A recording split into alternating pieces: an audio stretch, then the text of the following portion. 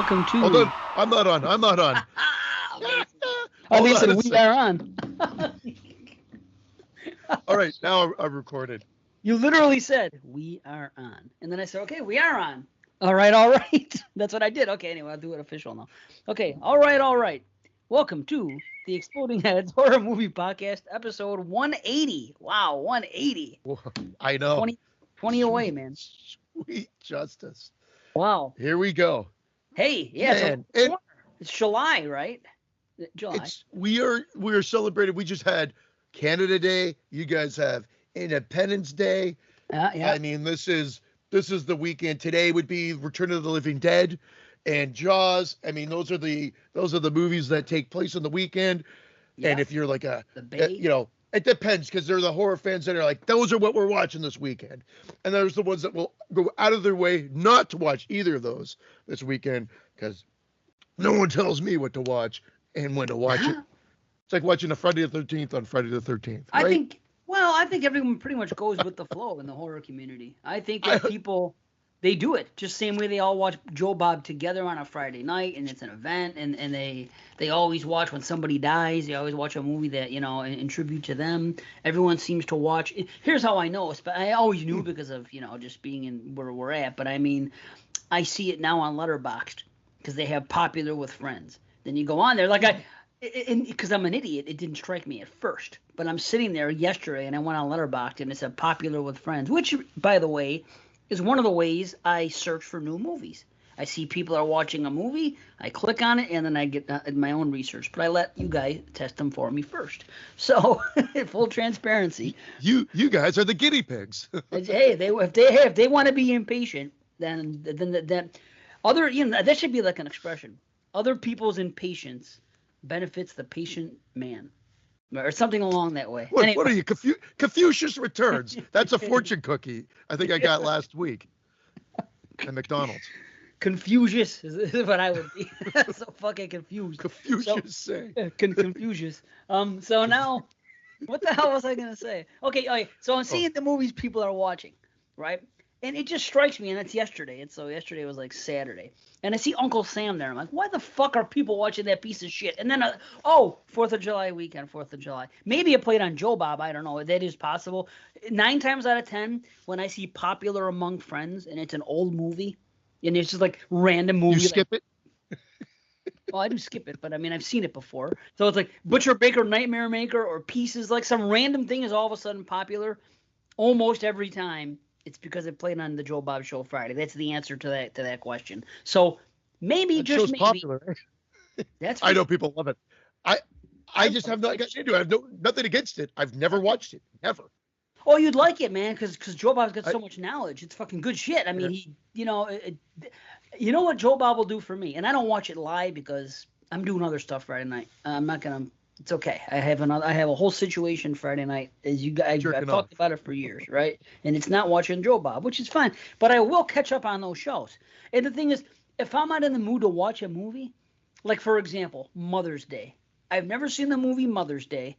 I put it off for years. Thought it was goofy. Didn't like the look at whatever it was. I blew it off. Now we're doing the 1980 thing for 22 shots, so I had to. So on Mother's Day this year, I see that it's there on Joe Bob. I'm like, well, I'm not too enthused about this whole Mother's Day movie, so Joe Bob is going to make it, it's going to be longer. It's going to be a 2-hour and 20-minute experience as opposed to a 90, but I'm going to have the Joe Bob wisdom in between the cuts, and he makes it more enjoyable. And that's what I'll do. So, but I will catch up. But anyway, Uncle Sam, it's a piece of shit, but if you like it, to each their own, right? Okay. You can't say that. I call the movie a piece of shit. You jump down my throat. And I think it was Human Centipede series. Oh yeah, right. Which legitimately has like shit. True, but they're not bad. They're not bad. What's the word? They're not made like a piece of shit. Like it's like people say, well, this is the whole best and better and favorite. They always look at a movie that's well made and say, oh, this is a better movie because it's better made. Like, you know what I'm saying? Look at these two movies. Which one's better? Or this is a lot of times that figures into their not argument, but in the discussion, like, okay, it's a better movie. And a lot of times what they're saying is that, it's a better movie because how can you compare video violence to fucking Silence of the Lambs? You know what I mean? Automatically, you're going to say, well, Silence of the Lambs is a better movie. Well, Wait, it's a better Video Violence 1 or 2? Are there two? I think there is, or that joke in the horror community will just bomb and people will eviscerate me. Eviscerate. Whatever the hell. Yeah, it's been a long time. I haven't talked to anybody in ages. I've been cooped up. No, I'm kidding. Well, that's why we're not here. That's why we haven't been here, by the way. I guess we could address that whole, I was going to blow right over it. We got to say something. It's full transparency as always. You know what I mean? It's just that we're doing the best we can, but the circus is back in town. Everything's fucking rocking and rolling in Christian's world. Funny thing is, I'm more free right now because the wife is gone half the time, and usually on weekends. So here I am, and it's like, well, it's a good thing I'm doing summer series this year. I do it every year, but I keep telling those guys, yeah, I'm cool on Sundays, whatever. I mean, not Sundays. I tell them Saturdays because I can't do Sundays because of this show. So I say Saturdays, I'm cool. I don't have to worry about because most of the time she's not here. So I can okay, now I can do 2 podcasts a week, a few weeks during the month. Although this month we might not even be doing a whole lot. So initially we said we were going to try to do 4 this month to make up for last month. Because this should have been a BS episode by now. This is the first of the month. We usually do it. And we're trying to do this. You guys are awesome as always. You guys seem very, you took the news okay and said have fun and whatever. And so you guys, nobody gave us shit. I don't know if anyone left. We'll see. But, so the plan was to do the 4 this month. But we were talking before the show, and Christian still has things going on. He's, it is what it is. He's a family man. I was always worried about July. June, I thought we'd be able to squeak through, but it was the stupid scheduling of the thing. It screwed up 2 Sundays. So that's the reason why June ended up getting fucked, or we would have been fine. Right. And we could squeak out, possibly get our 3, but it's going to be a tough month. So bear with us. Yes, Chris, we're fleecing you. Mr. Fleece is what we're going to call him now. Mr. Fleece. Yeah. Poor bastard. I know. We hate to fleece him. No, that's his sort of self-description because of that message from 3 or 4 years, whatever it was, like years ago, before we went patron exclusive, I think. So it was a while ago. Oh, that was a callback. Yeah, it was a callback. So now the joke is, because we've all become good friends and everything like that through the show, is that he'll reference that whenever we're fucking them. If you will. See, I forgot that. See, that was so that had me so distraught at the time that I completely blocked out. It's like trauma. I never dealt with it. I blocked it out. I was like, someone's insulting. I feel fucking awful because I'm so sensitive about that shit because I never want to fucking hold back, especially when there's a paid subscription. You know what I mean? So I was like, that's why you use his book as toilet paper. Toilet paper. Never. No chance. Yeah. Oh, fuck. I do have to get back to the book, though. Thanks for reminding me. I really do. Yeah. I started off like hot and heavy for the first 2-3 chapters. And then I went down the YouTube rabbit hole again on some things, and I started doing that. You know what? Now here's what I've been doing. Here's the problem. I'm so addicted to this fucking MB thing that when I go on the shitter now, I am looking to see what movies are dropping, looking to see what's been suggested, looking to see what's on there that I haven't requested adding yet. And I'm just, I got to chill out. It does become addictive because think about this. No streaming issues since then? No lag? No problems since then? Everything's great on my television. Everything. And here's the funny thing. He was offering the same lifetime subscription for Plex. And because I was always Plex before and I thought the interface was easy and everything else, and so it started slowing down, I was like, well, you know what? Maybe I'll drop this and get Plex. But here's the thing. I haven't had any issues in a while with it. So last night, I was trying to watch this whole story with Last House on the Left. I was 3 different ways to watch Last House on the Left, and I had the physical media, and I'll explain later. But at one point, I went to Christian's Plex. Sure enough, I start watching Last House on the Left. In a minute or 2 in, I get that the circle of death, and the fucking shit pauses. And I said, fuck you, Plex.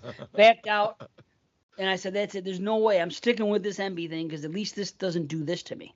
The only thing MB does is has that one, if you rewind or fast forward, you have to sometimes has trouble coming back from that, but I figured out it's a quick thing. You just go out and then you go resume play and it's fine. But other than that, I just looked it up for the first time, honestly, because you've been talking about it for a couple of shows. I just looked it up, and it looks like it's just Plex. It's just a different Plex. It says you take your media anywhere with MB. So it's the exact same thing, just a different server or a different option. But the thing is, it operates the same way, it looks like. My Plex immediately goes right to him because he's the only guy I subscribe to. So there's no like MB. There's no like regular MB there like there is a Plex. I mean, there might be, but my thing is designed that as soon as I turn it on my phone or on my television, I open the MB and it basically just takes me, because he's the only guy I sub to, just his page. So it's almost like this guy created his own Netflix, so to speak. He's got his own thing right there, and he's got his whole library, and it's very easy interface to see. So it's, it just works better that way. And, sometimes it slows down because it's so massive, but, like, some people that I know, like you and, like, Damien and, like, Dave Parker, have all these extensive libraries, and when you go through them and you're trying to go through A, B, C, it takes a real fucking long time for shit to refresh and stuff like that. And then on Plex, I do this thing where I always change it to original quality, because otherwise the convert automatically, it's less than HD. And if you want to get HD or better,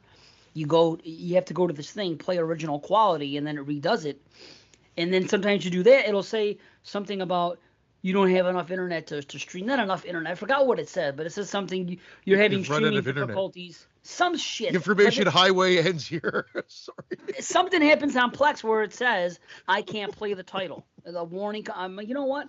I don't have that problem with MB. So you know what? Fuck it. I'm just gonna stick with what I know. And I'm all on that shit. Watch it. And I'm adding movies. I'm adding fucking ridiculous movies too, like fucking Obsession movies. Uncle Sam.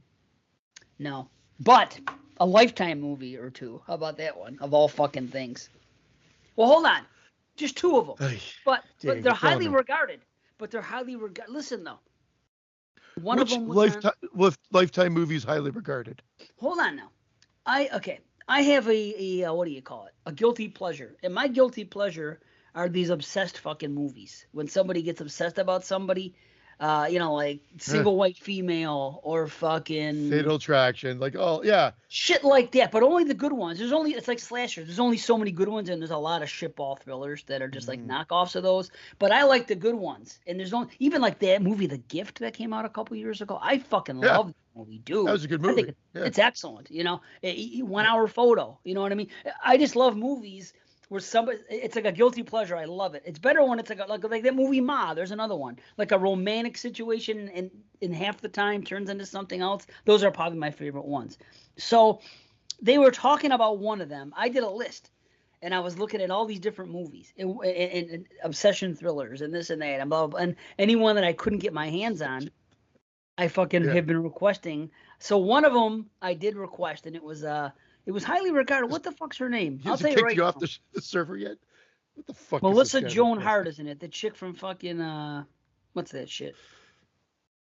Is that her? Melissa Joan Sabrina? Was she in this movie? Hold on, I gotta see if this is. She makes tons of these fucking movies. Well, there's some TV. Who that is? Yeah, it's that girl that was in Sabrina in the whatever. What was it? The 90s, the early 2000s. Teenage Witch.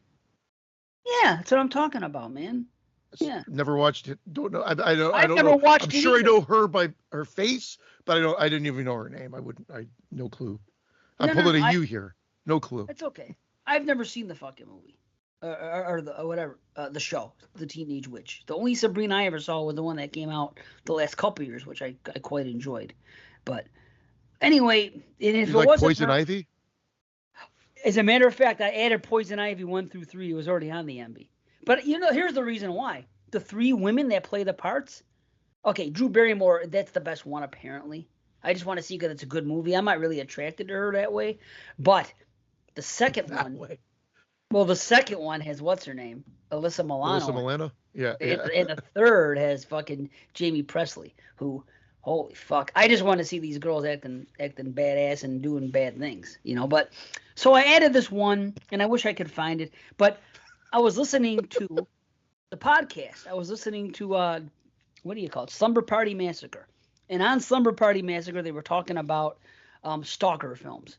So some of these skirt horror and some of these are fucking straight up horror and they're different things, you know. So they were talking about, and one of the movies that they brought to the table was a movie called hold on, let's see, latest movies archive. Okay, it was Stalking Laura, and I want to say it was a Lifetime movie. I don't know for sure, but it's a thriller, and it starred Brooke Shields, Richard Thomas, and it was like 1993 era. So I had that one added. I had some other one added called Chuck and Buck, and this is about two guys. And what the hell? I wish I could remember that one with what's her name in it. And it might not even be Clarissa. It might be the other girl. Remember that show Clarissa Explains It All? Or no? No. It was a Nickelodeon show. Okay. No. I got to see if Melissa Joan Hart was in Clarissa Explains It All. Hold on. Is this the same person or not? It is. Okay. So it's definitely starring her. Okay. That's how she got her start. You're full-fledged having a conversation with yourself right now. You're asking questions and answering them yourself. It's hilarious. I love it. But it's my fucking brain. That's how my brain works like all the time. It's terrible, dude. I'm sitting there. That's how I think. Fine. I'm walking up. Oh yeah, it is. I'm like that too, occasionally too. So I guess I can't really complain. But it's funny to see. But no, it's funny that you had this thing because I went through that too. I went back in the video rental days. I'd go into the thriller section when I felt like I had exhausted the horror movies that were available that I wanted to see. I'd go into the thriller section and I was always obsessed with the serial killer, like not slasher, but like the ones that were like Silence of the Lambs. That's why I like Jennifer 8.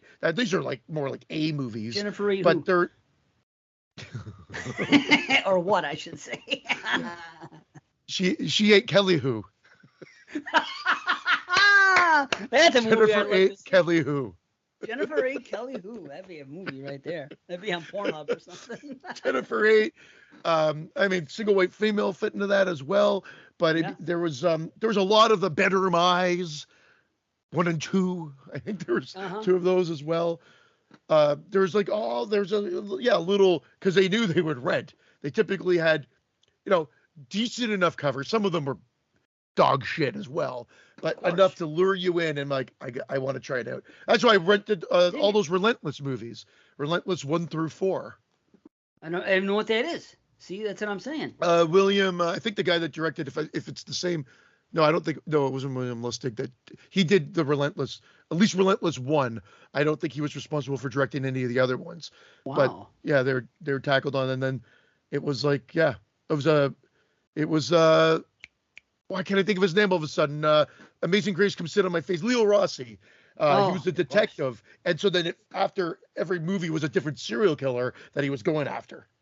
Oh, interesting. Okay. So, serial killer shit. Yeah. I dig it. I just love those thrillers where it's like obsessive. Like somebody gets spurned, like romantically. Those are the best ones, I think. But sometimes it's not even, doesn't have to be romantic. Like Ma wasn't romantic at all. She thought she had a friendship. Same thing with The Gift. That's great too. You think you have a friendship with someone, but behind your back, there's a little bit of mockery or something's going on, you know what I mean? And then they find out and they flip out. Something about those kind of movies. And to me, and I've said this I know on the show recently, but I really have been thinking about it. Those are more horror to me than a lot of these other movies that you see on end of year list half the time. That like I say, what's the word? They're horror adjacent, or they're what's the other word they use? Fringe. Fringe, or they turn horror in the third act. To me, you're right though. Horror. It's kind of like a slasher. Sorry for I cut you off there again, but I think that's why we like them, because there's that element of slasher. Usually instead of a mass killer, it's just an obsessed person, and they go in. Usually there's an animal killed and or a boyfriend or good friend or a neighbor.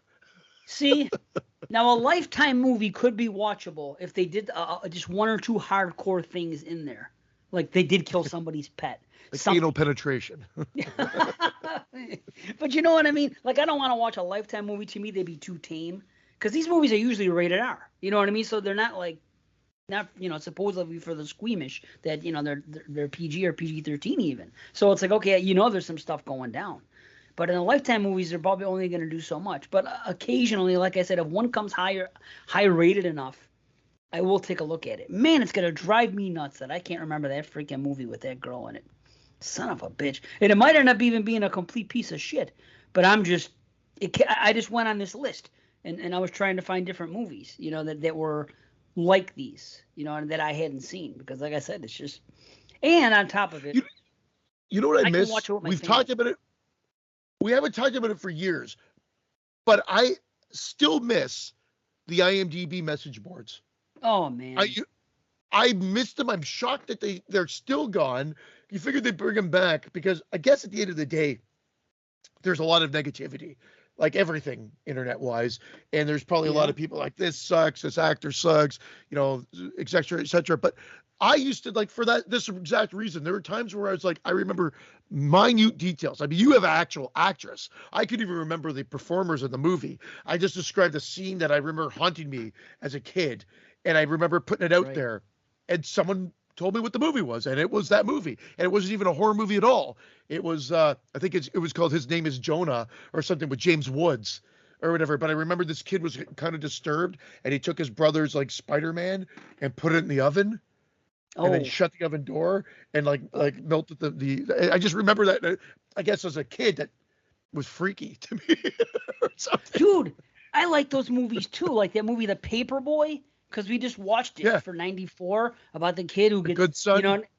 The Good Son. I'm saying those two. Paperboy, anybody creepy like that. You know what I mean? Like now I'm on this list, and I think I found like The Boy Next Door. I never watched it. J-Lo's in it. I never watched it. What else? Oh, 50 Shades of Grey. I'm still not gonna watch. Lolita. Lolita has a reputation. It's really not what it is because I just watched it recently and it's not. Like Sleeping with the Enemy's good. Girl on the Train. What is this movie? Fear. There's another good one with fucking. Oh yeah, Mark yeah. Wahlberg. That's Alyssa Milano too, with Alicia Silverstone and Alyssa Milano and Mark Wahlberg. Yeah. No, it's not Fear. Alicia. It's not it's what's her name? It's Reese Witherspoon. Oh, Reese Witherspoon. You're right. Yeah. Yeah. So she was in Crush. Alicia Crush is Alicia. Was Crush, I think. Yeah, and Terry from Nightmare 3. There was a time when all these movies came out. The Temp, Crush, Fear. They're all kind of like, I guess thrillers. Maybe that's their only link, but it always seemed to be the same thing. The Temp was a one I think Tom Holland directed. There you go. It came out. See, I like these flicks, and I wish I could find it. These are the creepiest. Oh, this might be it. Yeah. Cold Creek Manor? I never saw that one. Fear. Oh, that's the one I think Mike, is it Mike Figgis or something directed? Mike Figgis. I don't know. What's the director's name? Oh, I don't know. I'm just going through this list. I don't know what that is. No, Figgis. I don't know what the. Figgis. I don't know what it is. I try to guess his name. I thought you were on IMDb. No, it was a what do you call it? It was a fucking it was just like a thrillers about obsession. You know what I'm saying? And it's just like an article somebody wrote, I should say. You know what I mean? It's one of those. And I found it, and I can't find it now. But that girl was in it. I can't believe I'm spending all this time thinking about Melissa Joan Hart's fucking thriller, which I haven't watched yet. Right, and nobody cares. Mike Figgis did direct that movie, by the way. Bam. Look at this guy. Holy fuck, man. Oh, did you like Basic Instinct? Did I like Basic Instinct? Yes, but I haven't really watched it in my adult life.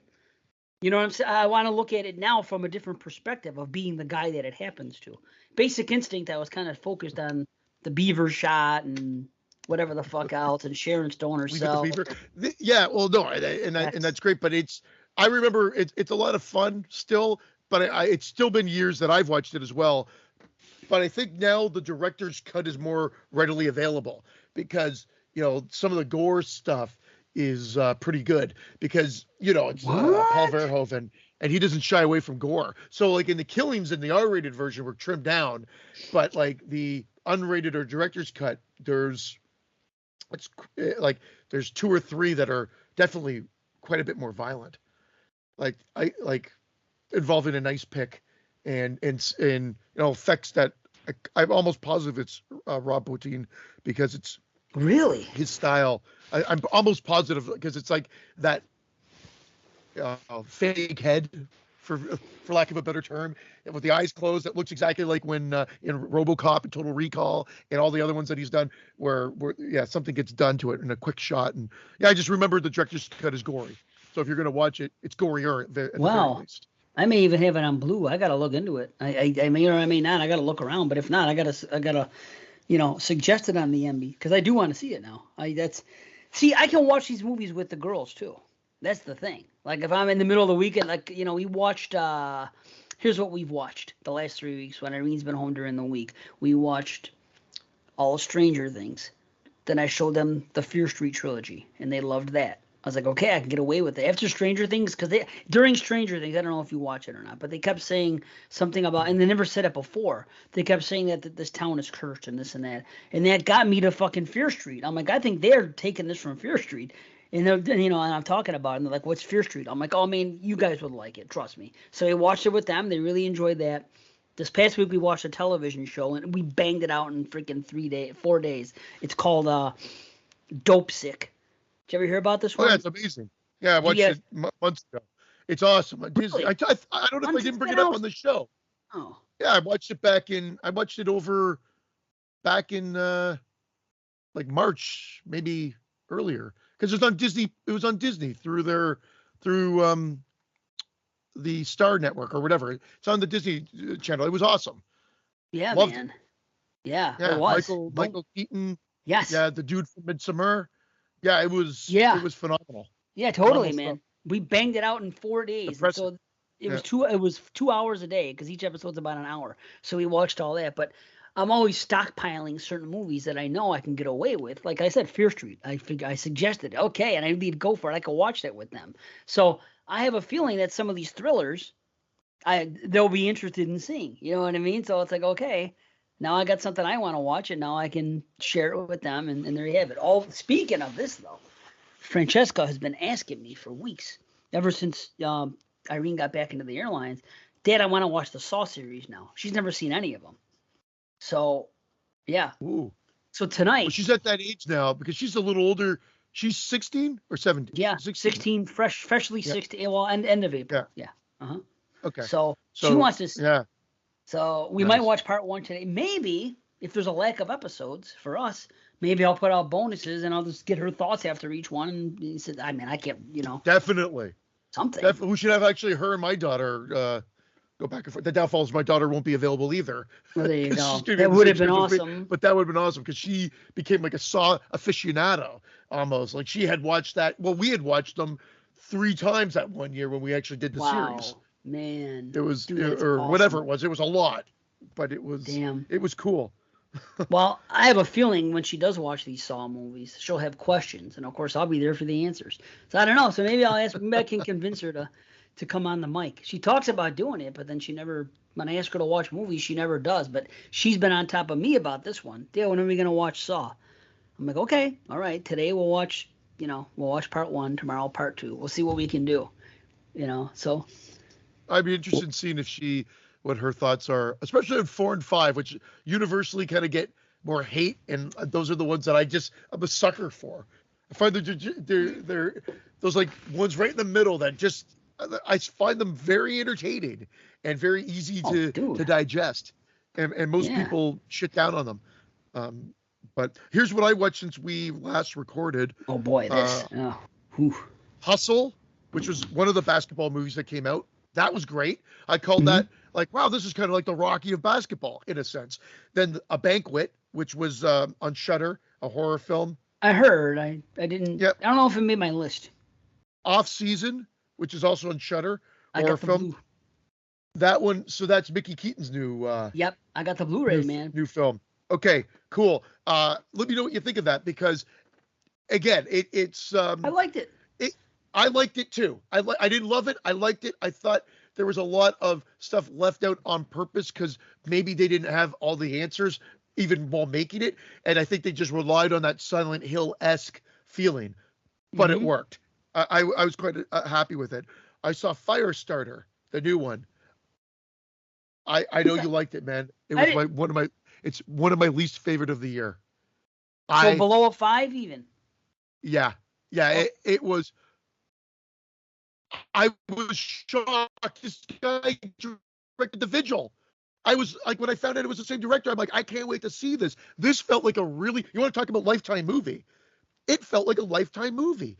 The acting was okay except for the, it was okay except for some of the, one of the there's a couple bad actors. I can't recall who. The effects were abysmal. Abysmal. And the pacing and story, I was like, wow, I know this is based on a Stephen King thing, but I was just like, wow, they somehow drained all the life from it. I was shocked and dumbfounded. Like, I literally couldn't believe that I like, both Carrie and I were like, is this the real movie? This seems to be our go-to critique when we're like, is this for real? Did we download the right thing? Like, if you told me Sci-Fi made that, I would not be surprised. And I'm not. This is night. That's what it felt like to me. Damn, dude. So I was shocked by that. Then what's this one? Oh, Coherence. I've been meaning to watch this for a while. Came out like 2013. I hadn't seen it. Right. That was interesting. I liked that. I liked it. It was interesting to watch.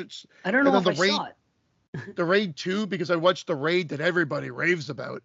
And I just find both movies are good, but they're just so fucking long. I actually think the Raid 2 is better than the first one, but I'm probably in the minority there. Did we do that for the show, the Raid, the first one, or am I wrong? Or was it the Pact? No, because we did the Pact, because the Raid is not the Raid's not like an action Indonesia action. Okay. Indonesian, I believe it is. And then they're the guys that directed. I think they're the ones that directed that segment we love from VHS 2 with the cult. Oh yeah, yeah. They did something else. Gareth. Yeah, I know. They've done other things. Weren't they the ones that did that Black Queen or? That might have been a Queen of Black Magic. Maybe that's what they did. Yeah. I know they did something else I really liked. Then I watched Rise, which is the other basketball movie that came out. Damn. On Disney, and that one was amazing. That was You're on a basketball kick? Is that what's going on here? Well, I like sports movies anyway, but okay, you gotta watch two came Hoop out. Dreams. You can watch Hoop Dreams and He Got Game and Basketball Diaries now. Yeah, I've seen all the way Teen back. Wolf. Teen Wolf is great. Yeah. You know. Jeez Louise. What was Last House on the Left, obviously, for this show. Fresh. Have you watched Fresh? Early in the year, one of my first watches was Fresh. So I think it was like my third horror movie in the year. That was right up my alley. I really enjoyed that one. I liked it. Yeah. Sisters for this show. Even. Went to see Minions with my wife and son yesterday. Oh, will it ever end? I can't believe how long they have squeezed juice from this fucking Despicable Me, the first movie. How much fucking juice they've squeezed out of these godforsaken Minions. Was it good? If it was good, then it's good. It's good. It's not. It's I like the two Minions movies better than the Despicable Me 2 and 3, to be honest. But I'm okay with them. The animation was beautiful. Like the color was amazing. Oh, so and then I came home and for whatever reason felt the need to watch Freddy Got Fingered. I'm like, I gotta watch this again because like I honestly think Tom Green, his whole joke was, let's see if people want to even watch this movie. I think he was just trying to make a movie that is so unwatchable that he just wanted to see, like his whole thing was, the whole joke was the movie itself. Because there's not one joke really in it, but I laugh at that. Daddy, would you like some sausage? Yeah, Daddy, I was going to say that. Sausages? Daddy, would you like some sausage? It's good. I chuckled 3 times during the movie, but it's so bad. It's so bad, but it's like a train wreck. You can't help but not watch. Like, I think he just inserted scenes too, just to say, I think I'll add a jacking off this horse scene here, because it doesn't fit the script at all. He literally just runs, does it, and then stops again to watch the horse fuck one another and then leave. There's no rhyme or reason to it. But I watched it again, and it was fast paced. Yeah. And I chuckled. It was a smart movie for him to make at the time. He was cashing in on his celebrity while he had it and what he was known for. So why not rush something out? I would do it too. If all of a sudden we got like our 15 minutes of fame, we would have to, even if it wasn't going to be our movie, if it wasn't ready to do yet, we would have to rush and put anything to fucking together just to get it out there, because you're going to get some asses in seats. It's smart Well, to we do. might have to have Moods playing Brandon after all. Might be. Moods Remember, as and Brandon. Moods as Brandon or like. But what was I going to say? I expected that he would have taken the Borat route before Borat came out, or the Jackass route before Jackass came out, and made the movie a version of what he did. Like, even if those sequences that were actually scripted were not scripted somehow, and like inserted kind of like how Borat did them throughout, that might have made it even like you're like, oh my God, he actually did that. But the fact that it's scripted it's even more mind-boggling in a sense. But I thought that would have been the route that you would have expected, but it was a scripted movie, and so be it. It's a curiosity. It's a geek show. Yeah, it is. Yeah, it's bizarre. Dude, I would rather watch that than like a movie. Remember how those like movies that sometimes come on, they're based on like some SNL sketch that is just, kind of popular for the moment. Then the movie comes out. It's Pat. Yeah, okay. What do you want to watch? It's Pat or fucking any of these other movies like that came out of these SNL things when you could watch Freddy Got Fingered. See, I think Freddy Got Fingered, I don't know, somehow it ages better or something. It's just, it's that type of comedy where. Like a fine wine. Yeah, like a fine wine. Freddy Got Fingered. Plug it in. It's been, 20 years? Plug that finger. Yeah. I don't know. Plug it in. So is that your list? You got more? No, that was the end of what I've watched. I also did the Obi-Wan Kenobi. I binged the Obi-Wan Kenobi show as well. Holding out for my wife. I won't even give you anything then, because I don't want to sway you one way or the other from my thoughts of it. I enjoyed it I'm just saying I won't go into specifics so that you could just enjoy it. Okay, compared to The Mandalorian. Is so good, weird. Not as good, better. I like them all. Like, so The Mandalorian, the Book of Boba Fett, and Obi-Wan, they're all enjoyable. So the Book of Boba Fett was possibly my least favorite. Obi-Wan is a faster paced show. So Obi-Wan, you could binge watch. It's like, I think 6 hours of content, maybe 5.5 hours of content. Yeah, you could binge watch it like a Cobra Kai almost. Right. So you could go through. Is there some down points? Yes, but that's it. I said I wasn't going to get into it, and I won't. That's fine. Go any further. Well, I will say this about the Book of Boba Fett. It's 7 episodes, and 2 of them are pretty much The Mandalorian continued. So if you like The Mandalorian and weren't like going to watch Boba Fett, you owe it to yourself then to at least, you have to watch the whole show, but at least watch the last 3 episodes, because it's practically like The Mandalorian it's a key character for those last episodes. I'll watch it. So it's like it'll probably bridge a season 3. If there's going to be a season 3 of The Mandalorian, I assume there has to be. Yeah, I'll watch it. I'll watch it with the wife too. Then I just wasn't. I didn't hear. I heard mostly like not great things about the Boba Fett, so I didn't rush to it. Felt more dragged out. There's some great episodes. Like episode 1 was all right. Episode 2, I believe, was the one that was great. It had a great action set piece in it, and then it felt like it kind of just bump it up. There's always something that happens that's important that will play into it later, and each one, like a good show, I guess, would do. But it felt like they could have condensed it into 6 episodes, and had it tighter, and just like they did with Obi-Wan. But maybe they learned. Yeah, there's a couple of things. Yeah, I'm sorry, man. I think there's a bit of a lag because I'm doing the same thing where I'm cutting you off a bit as well. No, we're okay. So I guess I'll tell you what I watched then. Since House of Wax was the last one, I watched Last Radio Call. This is 2022. This is all new stuff. Last Radio Call is a new one, and it was fine. Off season was good. I watched the Fear Street things, like I said. I watched the Goonies because my friend had the 4K stream on his Plex. So anytime he gets a 4K stream of something I haven't seen in 4K, I'm gonna watch it. It look any better? Yeah, dude. It definitely. I'll say this about 4K streaming. It's probably not as good as 4K physical, but it's better quality than Blu-ray. So I mean, you're still seeing it better, And it isn't that I wouldn't buy the Goonies 4K. I would when the price was right. I don't just willy-nilly buy fucking 4K just because you know how many movies I would buy on 4K because I know they exist. Yeah. I can't do that. No, I stopped too. Gifts. I said, that's what I did. That's what I did. It's like, these are the ones that I want now, because I stopped. If you remember, I said I was Scarface, Godfather 3. I was out, and I was going on this tear, and now I've said these are the ones now, and I'm just gonna be like, otherwise you go down this whole fucking rabbit hole again. Can't do it, man. But on that streaming, I'm sorry to take you because you're doing your what you watch. I just wanted to point out, Obi-Wan looks amazing. It looks pristine.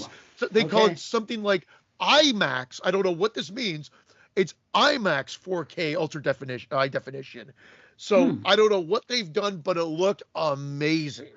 So from that standpoint, cool, fantastic. Yeah. All right. Well, I'm kind of excited. So the Goonies, I wanted to mention something to you. I may have finally got the joke that I've been complaining about since we've been doing the show. The whole booby. It played out better in 4K. The no. Booby trap joke.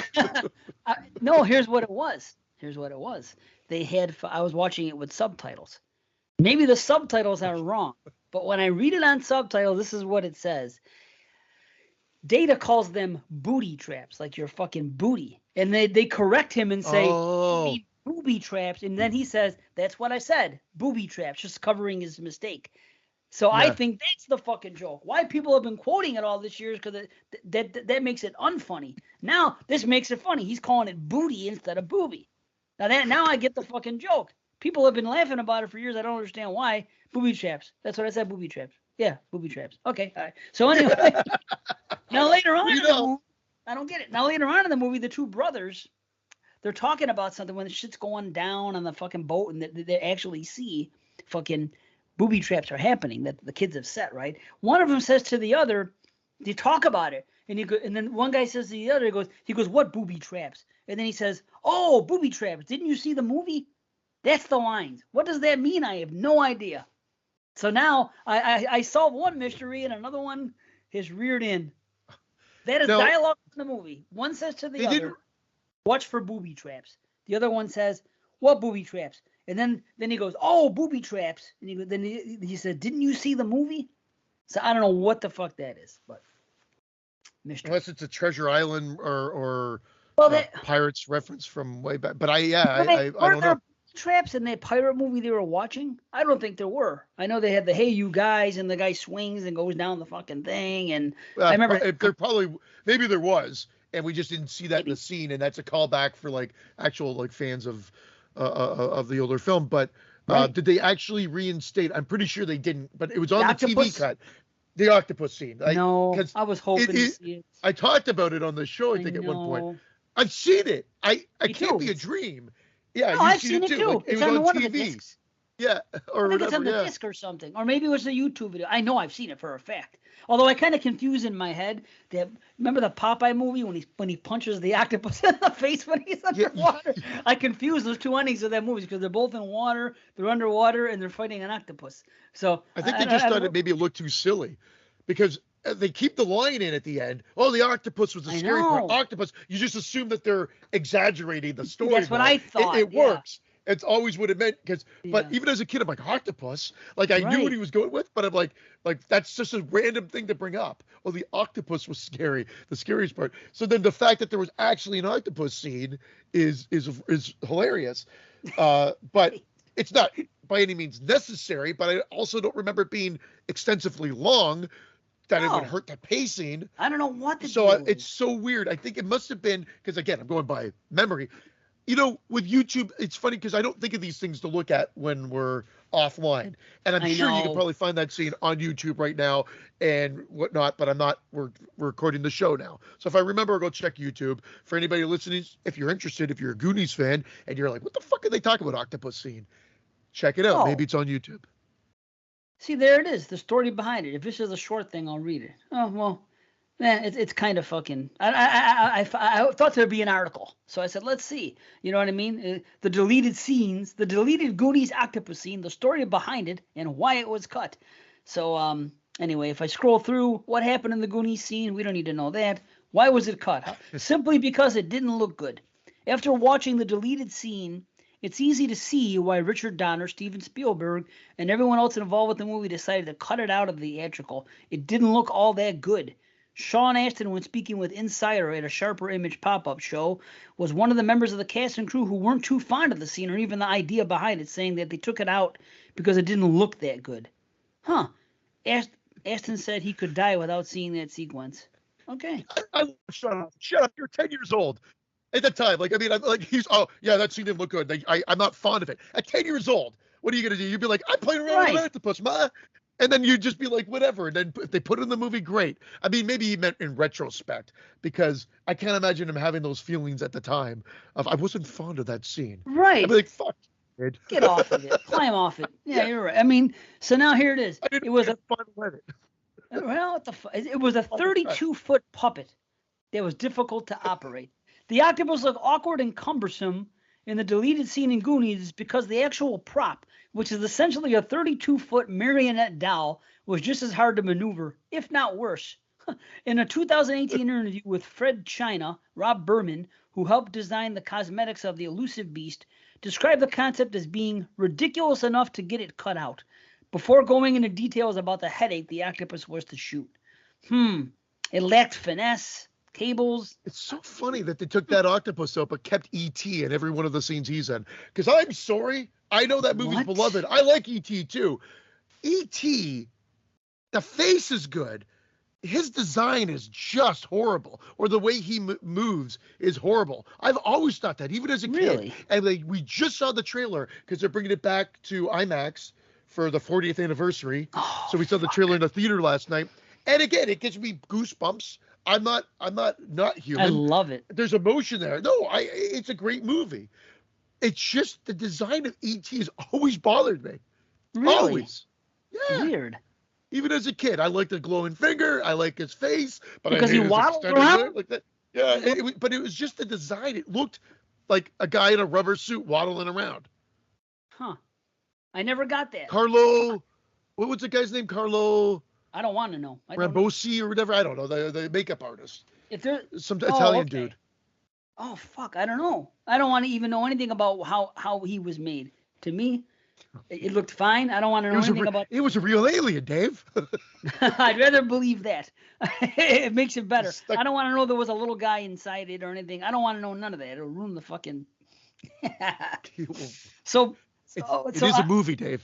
Goonies. It's gonna ruin it.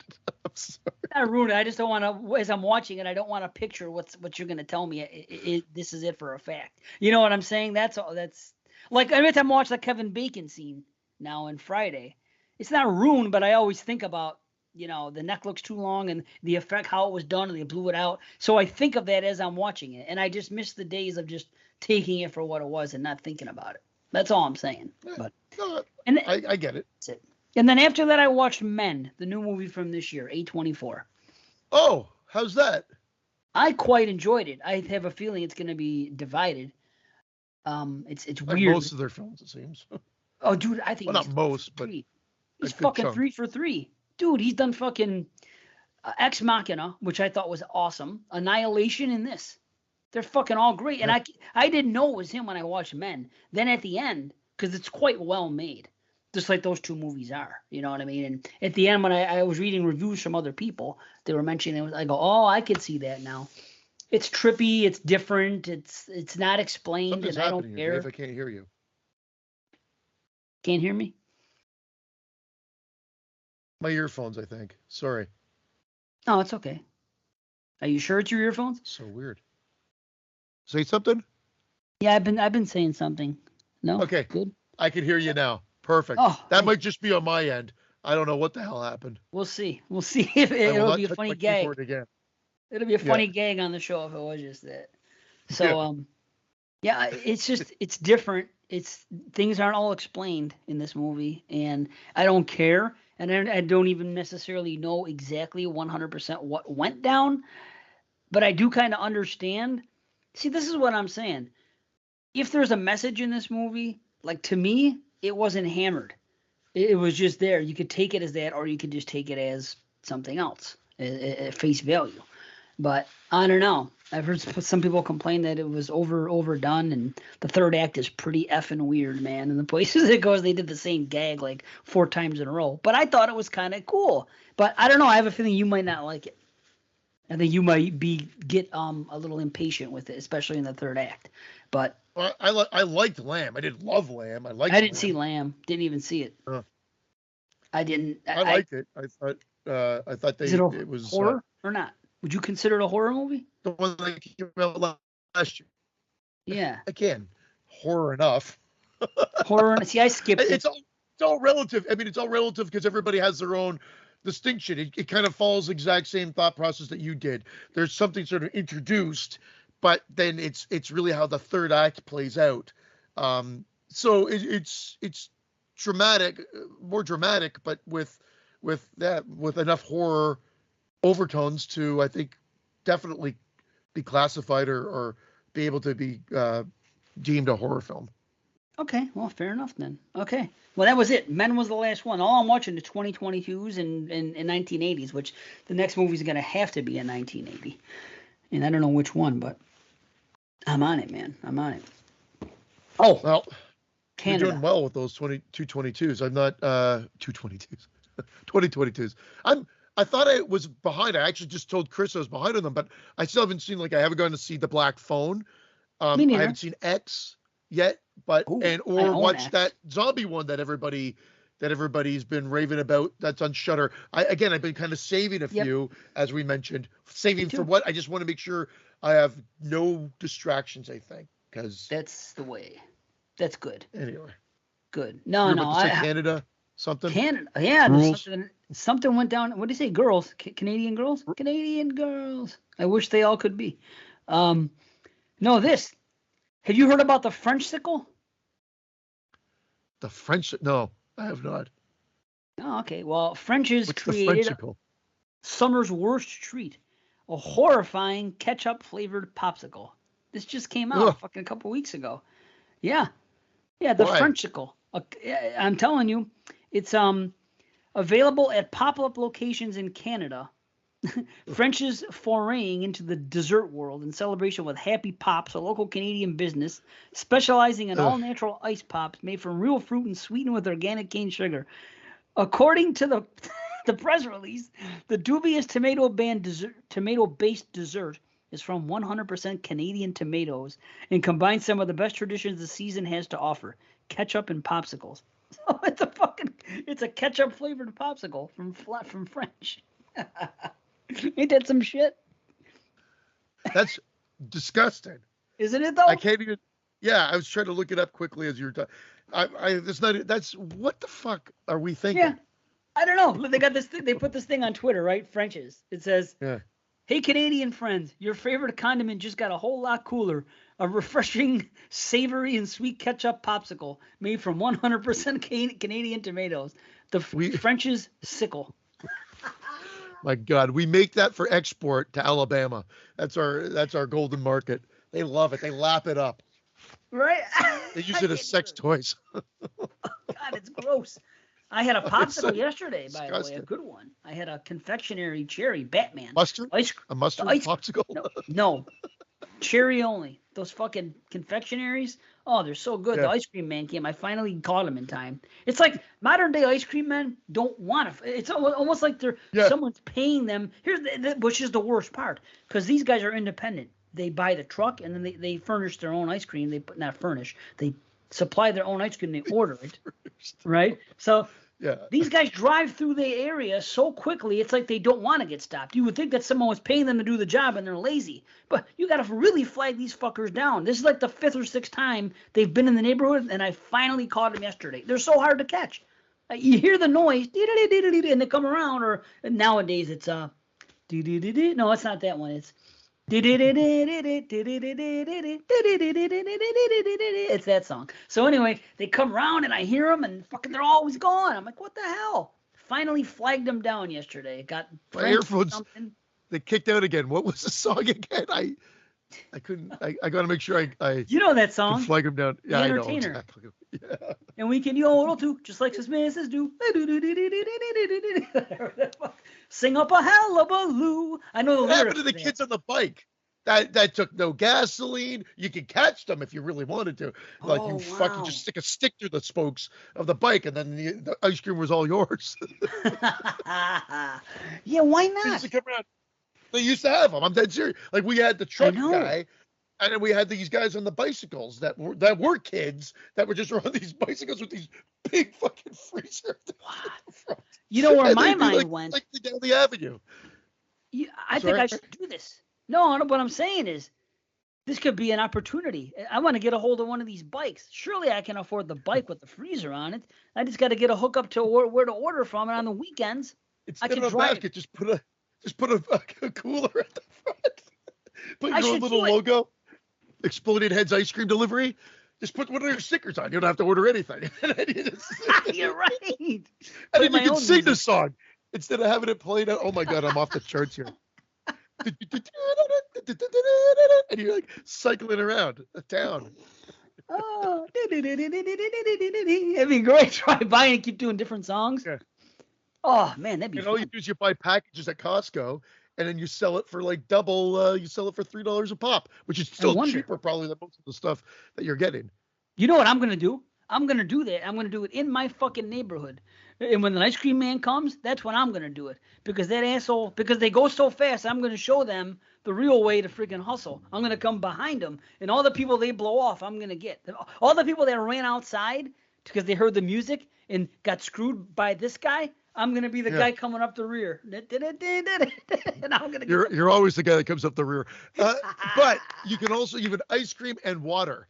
Because that's the other thing. Like you could get the water from Kirkland brand water or whatever it is for whatever, and then sell it for $2 a pop. It's still cheaper than what they usually get, or a dollar pop. Still cheaper than what they usually get from a machine, which is going to be like $2.50 or $3. I don't know what it is in the States now, but it's never inexpensive when you go to try to get something out of a machine anymore. It seems. And yeah, but people have water. Have ice cream and water. Yeah, but who's going to run out of the house to buy a bottle of water? Don't you have a beach in North Tonawanda that you can go to? Maybe I could go to some places like that. Yeah. Wow. I'd go cheap though, dude. I'm not that greedy. Yeah, see, I'm not even greedy. It'd be $1 of water, not $2. Well, yeah. Because you could get away with that. Yeah. Just think about it. Even if I bought it for $8, I'm still freaking tripling my investment here. Why would I not? Yeah. And I don't have to be greedy about it. That's the key. Don't get greedy. You don't get fucked. Same thing with criminals. Criminals get caught because they get greedy and they fuck it up. But greed is the way. So I want to mention these. Don't get greedy. Greed is the way. The messages are mixing me up. No, greed is the way to get fucked. That's what I'm saying. Greed is the nation of man. That's what it comes down to. No, here. I just heard greed is the way. Do you know that 7 out of 10 patrons agree with us that the 2010s were better than the 90s for slashers? It's just like 9 out of 10 recommend Colgate toothpaste as it's like the go-to toothpaste. 7 out of 10 agree that patrons agree that the 2010s are a better decade for slasher. Yeah, I put the poll up, and these are the results. It was 70 to 30. So that was 43 votes, and they picked the 2010s over the 90s. So people are they know what's up. They know what's up. For sure. Yeah, that's I'm awesome. glad to see that. At first, when they first started coming in, like 3 of the first 4 votes, I put it up there, were 90s. I'm like, have you people not listened at all? Or is everybody just blind fanboys? Really? Listen to these titles. Anyway, then it righted itself. I was wondering, do you want to do a movie and then go, because you're talking about possibly, I don't know if Fangoria was today or for the BS show, but I just thought we would do a movie, but break them up because we've been doing them back to back lately. And we used to kind of break them up every now and then. And I just thought maybe it'd be kind of good because that's what I love about our format. Fuck it. The format just, we keep the idea the same, but we can change it up. This is true. But the thing is this, we may not even be able to do a BS show this month. If we, it's like we were talking about at the beginning of the show, if we can't get out the regular amount of shows again, and we can't catch up to what we were doing, we can only put out 2 shows again this month, it's probably not fair that one of them is a BS show. I'm sure you guys want to hear the BS we're doing now and then movie reviews. So just to be on the safe side, we'll probably do a draw at the end, come up with the year, and then see what the future brings us. And if you don't see a BS show this month, then that's because, we just want to be fair and put out actual reviews. So. And maybe we'll do even just, and in August when we're sort of back on track, we hope everything will be maybe even review based then, just to compensate. Because we left out, we did the polls wrong too, guys, for this. That was my fault. I picked 2 movies. Dave picked 2 movies, but we put them all in the same poll. We always do. Of course, both of my movies got chosen. They did. Which is, we do. And now I feel Dave got shafted. So I kind of want to do, Horror Express was the one that came in third, I think. So I've never seen Horror Express. Was it Horror Express? Am I hitting the right one? Yes, and I've never seen Horror Express. Yeah. And I haven't seen it either. And that's why I put it up there. And Sisters, well, okay. I got a strange story about that, but I thought I hadn't seen Sisters. But apparently I did, which is funny. But it's just, hey, that's just the way of the thing, man. It's like we put 4 up there. This is the first time that both of their movies have been chosen. Usually it's been split. So this time you got it. Who knows? Yeah. Maybe next time both of my movies will come through.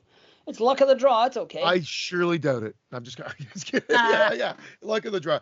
Okay, well then, maybe like because maybe I'll just watch Horror Express for fun at some point, because I'd like to watch it. Obviously I'd seen Last House on the Left and Sisters before. Certainly. But not a lot, because the Sisters, this is probably my 4th time seeing it.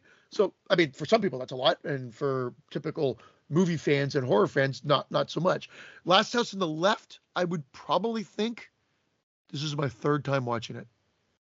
Me too, and I've owned it all my life in different formats, and I never watch it. And I was just texting last night. I said, this is one of these movies that I never want to watch it until I sit down and start watching it. And it's not because of the content, because it's too violent or the rape. It's not because of that. I'm like one of those people, it's too hard to watch. I got to be in a mood. But there are just a lot of movies like that. You got to be in a rapey mood. What mood can you be in? Well, you want to sometimes just say, well, some people watch movies based on their mood, and if they're you know what I mean? But it's not the case. But there's just some movies, like Videodrome. That's another movie. I never want to watch it. I know you love it. And the thing is this. When I look at it on my shelf, I as I'm looking at it, I'm like, oh, man, I want to watch Videodrome. Doesn't happen. However, it's one of those movies that once I sit down and after I'm in it for half an hour, I'm like, oh, yeah, I like this movie. But I don't know. I don't know if you have feels like that too towards movies that you see. I think we all. I think we all do. There's ones I keep I have a list that I was like, these are movies I want to watch, and I just never get back to them, or whatever it may be. Right. It's like I've got to put it on. Like even some of the new 4Ks I got. Because that means I got to go get it out of the disc, put it into the system. Get it ready to go, and sometimes I just want to jump right into it, or it's just that I know I'm gonna fall asleep, and I'm like, no, I want, just like I was talking about for some of these other ones, I want to make sure that I'm watching them at a decent hour, that there's no chance of me passing out watching it or being distracted. So I want to make sure I enjoy them. So then they get pushed, and and then out of the blue one day I'll just go, hey, now this will be the time to watch it. And and that happens. Like, whatever I it just may see be, it. I don't want to watch it, and I like the movie. I might even rate it high, but I'm like, I want to watch this. But then I sit down and I start watching it. And I'm like, okay, now I remember why I own this movie or something. But just some movies don't have that lasting impact I don't know. It's weird. And like that's like Last House. I don't know why. I still like it. Well, here, I'm not going to do it on my computer, because my computer, when I was touching it, was giving me those issues. I don't know what the hell's going on. So I'm just going to use my phone for the description. Excuse me, everybody, because I'm a little... Sure, man. This is when, we'd be able to talk, and then Brandon would be able to bring it up so easily. So here we go. We're going to start, guys, with our first 1972 horror film, the year of Dave's birth as well. And that first movie, as we were saying, is The Last House on the Left. 2 teenage girls head. I am so sorry. This is where I got to be honest. I need glasses, I think. Let me start over, folks. 2 teenage girls heading to a rock concert for one's birthday try to score marijuana in the city, where they are kidnapped and brutalized by a gang of psychopathic convicts. Holy smoke. Did you see what I had to do there? Yeah. I had to sit back, right? The opposite. Holy shit. I used to have to put it up. No, that's nuts. It sucks. It sucks, man. Yeah. Anyway, Uh, I've complained about movies that have been amateurish, but there's a difference between amateurish and like what I was describing with Herschel Gordon Lewis, Okay, where I I get think that. they barely even had any artistic merit whatsoever, where their setup was barely even functional, and they couldn't move the camera. This has been, it's like cinema verite style, so like it's like, on the go, like, Clarisol cam, where it's constantly moving. That works in its favor. I do have some issues. I do take some. I'm not enjoying when they cut back and forth between the girls, the gang, and the parents, and it's always so happy-go-lucky at home with the parents or whatever, and then the gang. Something doesn't really work quite well there. I know what they're trying to go for, but I'm not a fan of that. But when the movie sort of gets going and that gritty nature works in its favor, Yeah, almost like documentary-esque or for something. sure. It just makes it uglier, to the film's benefit in this case. Yeah, for sure, man. And, it's odd because I haven't watched this in quite a while, at least 10 years, and it's on my shelf. I got the Blu-ray. I always do. Like I said, there's a story about the Blu-ray now. This is what's funny. So yesterday I sit down to watch it. I'm gonna go for my physical media first. I put the Blu-ray in. My DVD player says I have to do a system update, and I skip it. I don't do it. Well, I end up paying the price because as I start watching this Blu-ray, the sound that's coming out of their mouths is a little bit off with the sync. And I'm watching this. Oh, I'm like, really? man, I can't do this. And it's a Blu-ray. So I said, well, maybe I didn't notice this last time I watched it, but I got a faulty media. I got a faulty piece of media here. I can't believe this. I got a bad disc. How could this be? I'm pissed off now. So then I stopped. Then I went over to, what did I try first? Then I went over to Emby. And I went to Emby, and they had, and it's funny because theirs, when the title card comes on, it says Krug and Company instead of Last House on the Left, in the exact same spot on the thing. Oh, wow. I didn't even know Yeah. that it was an alternate title, to be honest. Yeah, Krug and Company. It says. Now I'm watching it and I'm fine, but here's the problem. It looks good. Problem was this: there was no subtitles. And there's something yeah, I you want. love your subtitles. I do love. I mean, there's some things I didn't hear because they're playing the music. It's a little bit loud sometimes, and you can't hear like the background dialogue between the girls talking and the opening conversation with the parents. Sometimes there's Yeah. music, and then the radio stuff comes on, and you can't hear it as much as you'd like to. I want it clear, so that's why I'm spoiled with the subtitles. So I'm like, well, okay, let me try that. Now, MB doesn't have subtitles for this particular movie. Sometimes it happens that way. I go to the Plex, I see Christian has it, and he has subtitles. So I go on there. I have one. Now I go on there. I put it on. The quality doesn't look as good. That's okay. Subtitles are on. Okay, looks cool. And then the thing froze up a couple times. I said, "Fuck you, Plex." Pulled the plug. Went back to MB. Watched it a few more minutes. I said, "I can't do this. I got to get to the bottom of this disc. I got to see what's gonna. Either I'm gonna watch the disc with the sound off, not off, but with the sync off, I should say." I'm going back to my physical media. So I go, maybe if I update it, it'll help.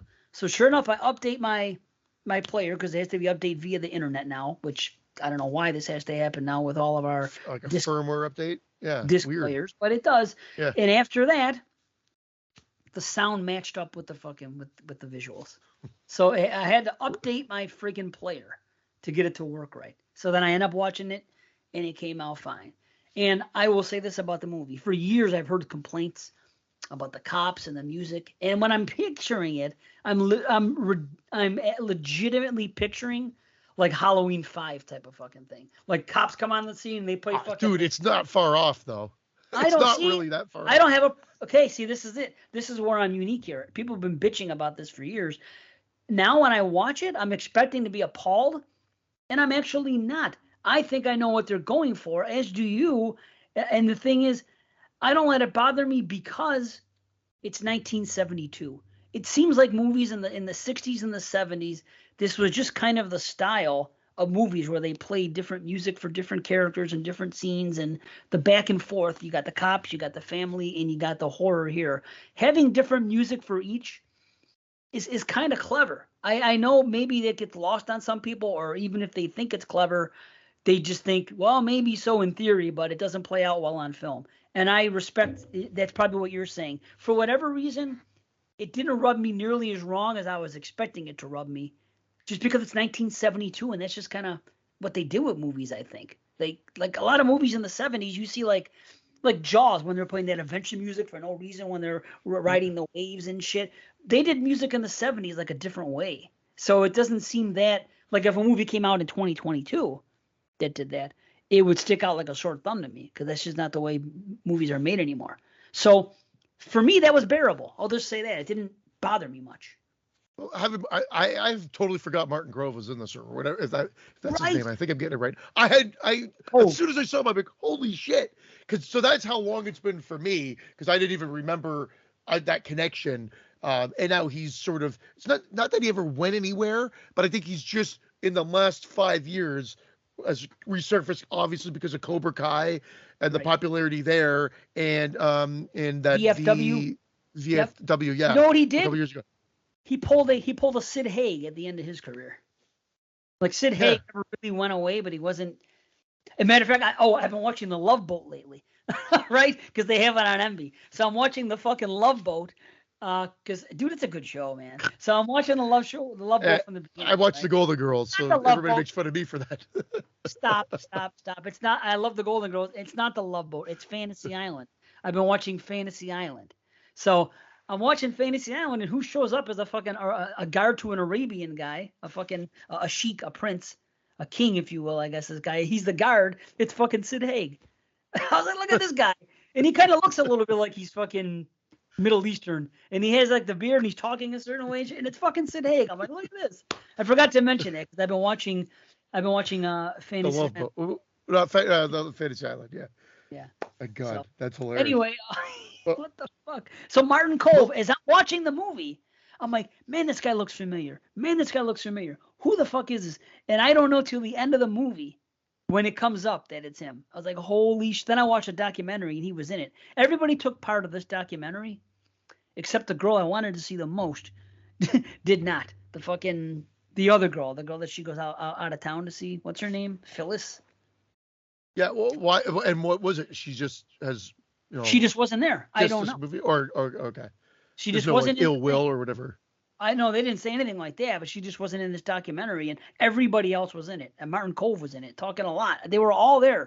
Because I like that girl. Ebert loves this movie. He's always loved this movie, which it's perplexed me that this is the one that he'll give a high mark to comparatively. And I mean, I know that like, wow. I don't know if we're going to deep dive into the fact of like the connections. Obviously, they said that it's written by Wes Craven, but it's obviously inspired or directly related to the Virgin Spring, right? That's the is that the reference. And, yeah. Yeah. Well, yeah. I mean, it's pretty much all in the write-ups. Like, I mean, this is the stuff that I kind of knew. I think the genius behind this was the marketing to avoid fainting repeat. It's only a movie. I know this was used over and over and over again, I think, for different movies, but I remembered it was for this film, and that was sort of genius marketing. For sure. I guess timely in what was happening maybe in America and in the film world business. They were just trying to make an exploitation film. There's obviously some art there behind the camera, but it's difficult. Like I'll say, like watching it, I was getting a little frustrated at the beginning because I'm like, holy crap, the acting is not winning me over partially. The girls are fine, and the gang are actually not too bad. The parents were a little off at first because I think they were trying to have that Leave It to Beaver-esque like family feeling, and then it was done on purpose. Sure. Like they were trying to show the extremes here, but there's a lot of convenience in this movie as well. A lot of convenience, like where they take the girls from the apartment and then where they end up and terrorize them in the woods and the proximity to things.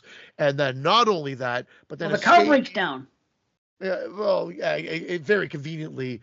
Yeah, but still, the house. Yeah, but still, I wouldn't mind it. See, here, I would say it was convenience if they just decided to park there and go into the woods, and that would be too convenient because it's a breakdown. I think it works okay, and I don't think it's a weakness of the script. I don't know.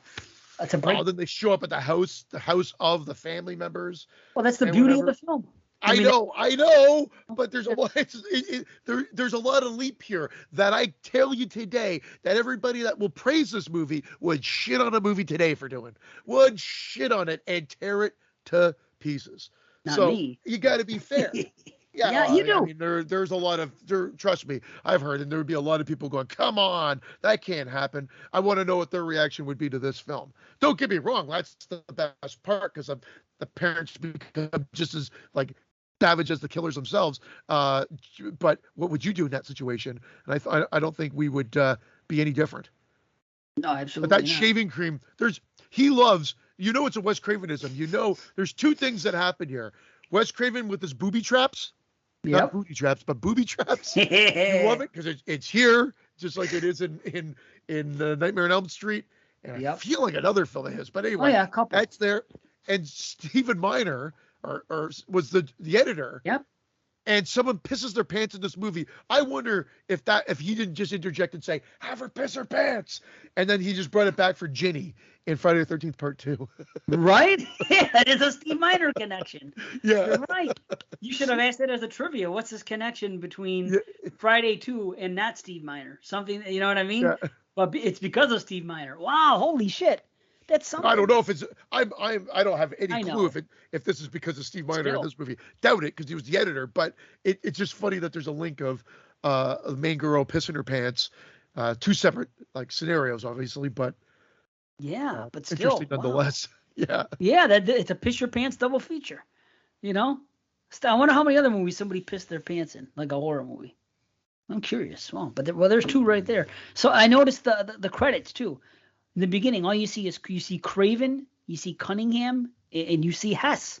He comes up because of the music, which I liked his fucking music too. I really did. Yeah. I think was a talented guy. He's great in roles like this. I like the music that he puts out, and I actually defend his fucking movie To All a Good Night. You know what I mean? Because it pre-Friday slasher type shit. So I mean, that means something. I think that's cool. And then at the end, I noticed Steve Miner in the credits and Martin Cove. And I'm like, oh, shit, look at this. Now it all comes together. So back to It's Only a Movie. It's Only a Movie. This is something that happened. It was either Craven or it was Cunningham.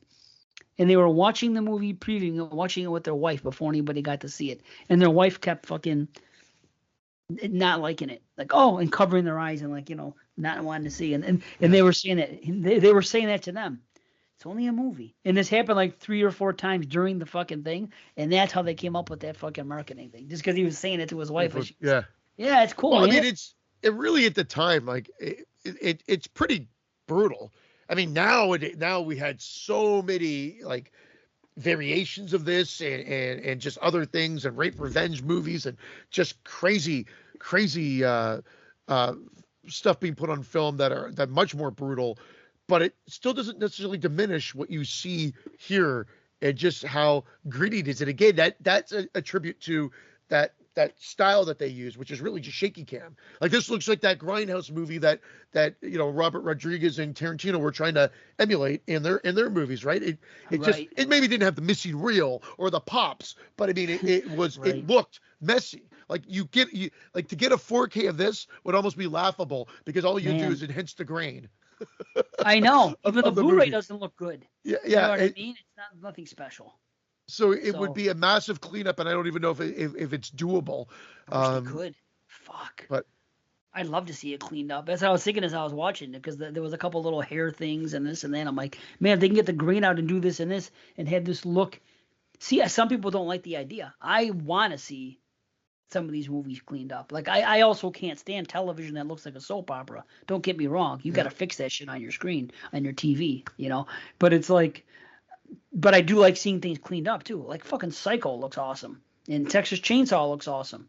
You know what I mean? Yeah. And they look really, and I'm down with it. I don't want it to look like a soap. This didn't have a budget though, of those. That's the problem.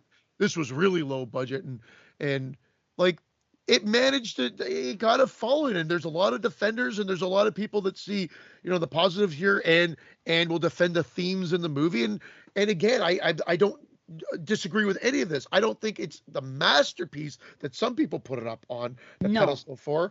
I think it's good, but I have problems with it too. And again, I don't know. I watched this as a teenager, knowing about the sort of, I guess, the infamy of it more so than anything else. And then I watched it, and I thought it was just hard to watch because I'm like, well, there doesn't really seem to be a movie here. It just seems to be scenes unfolding, and they're just brutal and whatnot. As a teenager, that's what I thought. And then I watched it again probably in my late 20s, early 30s. So it's been a shit long time since I've seen it. Definitely over 20 that you said it's been. And this is probably my third time going back to revisit it. I think I tried to go back when we were starting the show, but I don't recall seeing it because it felt very fresh again watching it now. But because again, not remembering Martin Cove being in it, Right. not that would have been something that I would have remembered just watching in the last five plus years. So the music, his music, that kind of like folky music, was that David Hess or was that his brother? Anytime it's singing, it's Hess. He volunteered his Hess. services. He says, I can do music, I can sing in this and there. I forgot how it worked, but they saved money because of it. You know what I mean? So they put it in there. And I liked it. I liked the music. I liked it. It fit in with the thing. It fit in with the time period. It's 72, filmed in 71. It's just like they still had the hippie thing going. They go, I thought your generation was supposed to be all about love. But again, this is after Manson. This is during Vietnam. Times are changing. So, and you can see this. It's almost like it's the dichotomy of that. This is the love generation, and this is what's happening now. And this is, I will say this. That's what they're showing in the two, the family versus them. That's exactly it. It's like juxtaposed, but it's almost, it feels too on the nose. I don't know. I felt too on the nose a little bit or forced, but again, because that could just been lack of the budget. That could be based on what they were dealing with and the resources they had at hand. Sorry, you're about to say the rape. Talk about the rape part. One thing about the rape, but do you think if they didn't have the music in those scenes with the parents planning for the party and everything else, and it was just them in silence having discussions, oh yeah, this is for the princess and we're putting it up, do you think it would have been, you wouldn't have found it to be too much of a juxtaposition? You think it would have worked, it would have delivered its message better without the music? You think that, imagine if there was no music there and it was just them talking, would that have worked better for you? Yeah, maybe. I'm not, I think they did it just like they did with the cops. There was a little bit like the same thing I have with the Town of Dread Sundown. It's almost like, oh, the cops are coming on. We got to put like this kind of more of a goofy overtone. And then for the parents, it felt like it was tearing a page. I think quite literally, or like this was their intention, was that it was like Leave It to Beaver-esque. They're putting up the birthday stuff and everything else. And like, again, I get what they're doing, and we're now looking at it from like this movie being 50 years old, right, man? Yeah, like it's crazy. It's an older film. Like we're talking 50 years ago on a shoestring budget. Can't take away the scenes are still disturbing to this day. So there's some credit you have to go for the way that they presented that shit there. I mean, and again, that marketing is genius. And the acting is quite good. Now, I know you've brought this up. When hearing the discussions of Nightmare on Elm Street and Freddy Krueger, I never hear him talk about that this character, Mike Hess's character, not Mike Hess, David Hess. Mm-hmm. I'm confusing Social Distortion Mike Ness with David Hess. Don't ask me why. So David Hess's character is Krug. I never got that connection. And that they've never mentioned that maybe that was Krueger. Yeah. I've never heard him talk about that and say, oh, well, it's kind of like a callback to our early film, Last House on the Left. I know him talking about the dream that he had, the man with the hat looking up, also the reality of him living in the window looking down and that guy looking up at him from the street and whatnot. But the name itself, I don't remember him ever connecting in any of the interviews I saw, saying it was, linked to Krug. Well, it came up last night in the documentary I watched, but it was David Hess that said it. So I'm guessing that they mentioned it to him and they were talking about it. 100%, I don't know if I've heard it come from Craven's mouth either. So okay. But I don't know. I'm curious. I'd like to look into that. I don't know. That is cool, though. It's got to be intent, you would think. Well, yeah, I mean, looking to see. But there's themes that Craven liked to deal with, and I can't. So when I was a kid, I told you he was one of my favorite directors, right up there. And so just over time that I've sort of fallen out. I'm not taking anything away from him, but I've noticed that I don't like that comedic element that I loved.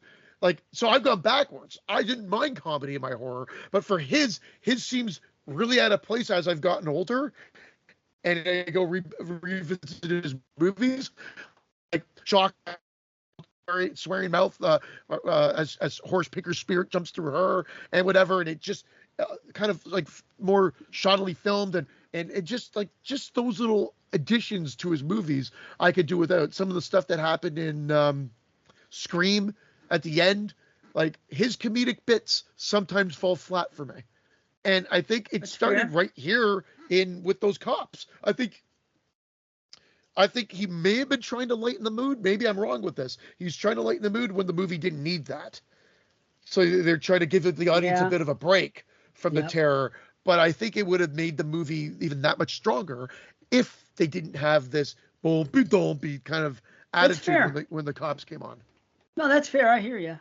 To me, it wasn't like the music wasn't like goofy at all. It was more like a little, folksy kind of jovial. But it wasn't like, fucking Halloween 5 with goofy shit. That's what I'm saying. But like I said, it didn't feel too much far off that when they flew off the lady's truck and she's going on, well, that's meant for like chicken, and that's 11 boxes of chickens or whatever like that. And I'm like, wow, chickens. Maybe that's why they did that in fucking Devil's Rejects.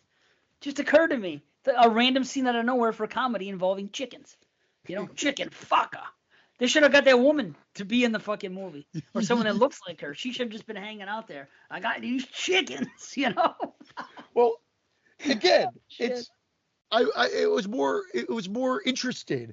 I wasn't like, what the fuck is this, or anything like that when I was watching. Right. No. It's like, what was the only thing I could think of without diving deep into an essay that has been written on the film or any of the documentaries was that they needed to give a bit of a break, give the audience a bit of a rest. But then when it got back to it, you're like right back into the terror again. So there's a reason for it, but I feel like they could have dumbed it down a bit. And again, for lack of repetition of what I just said, I think it would add it to the overall film. You could still have given a break, but not necessarily so comedic.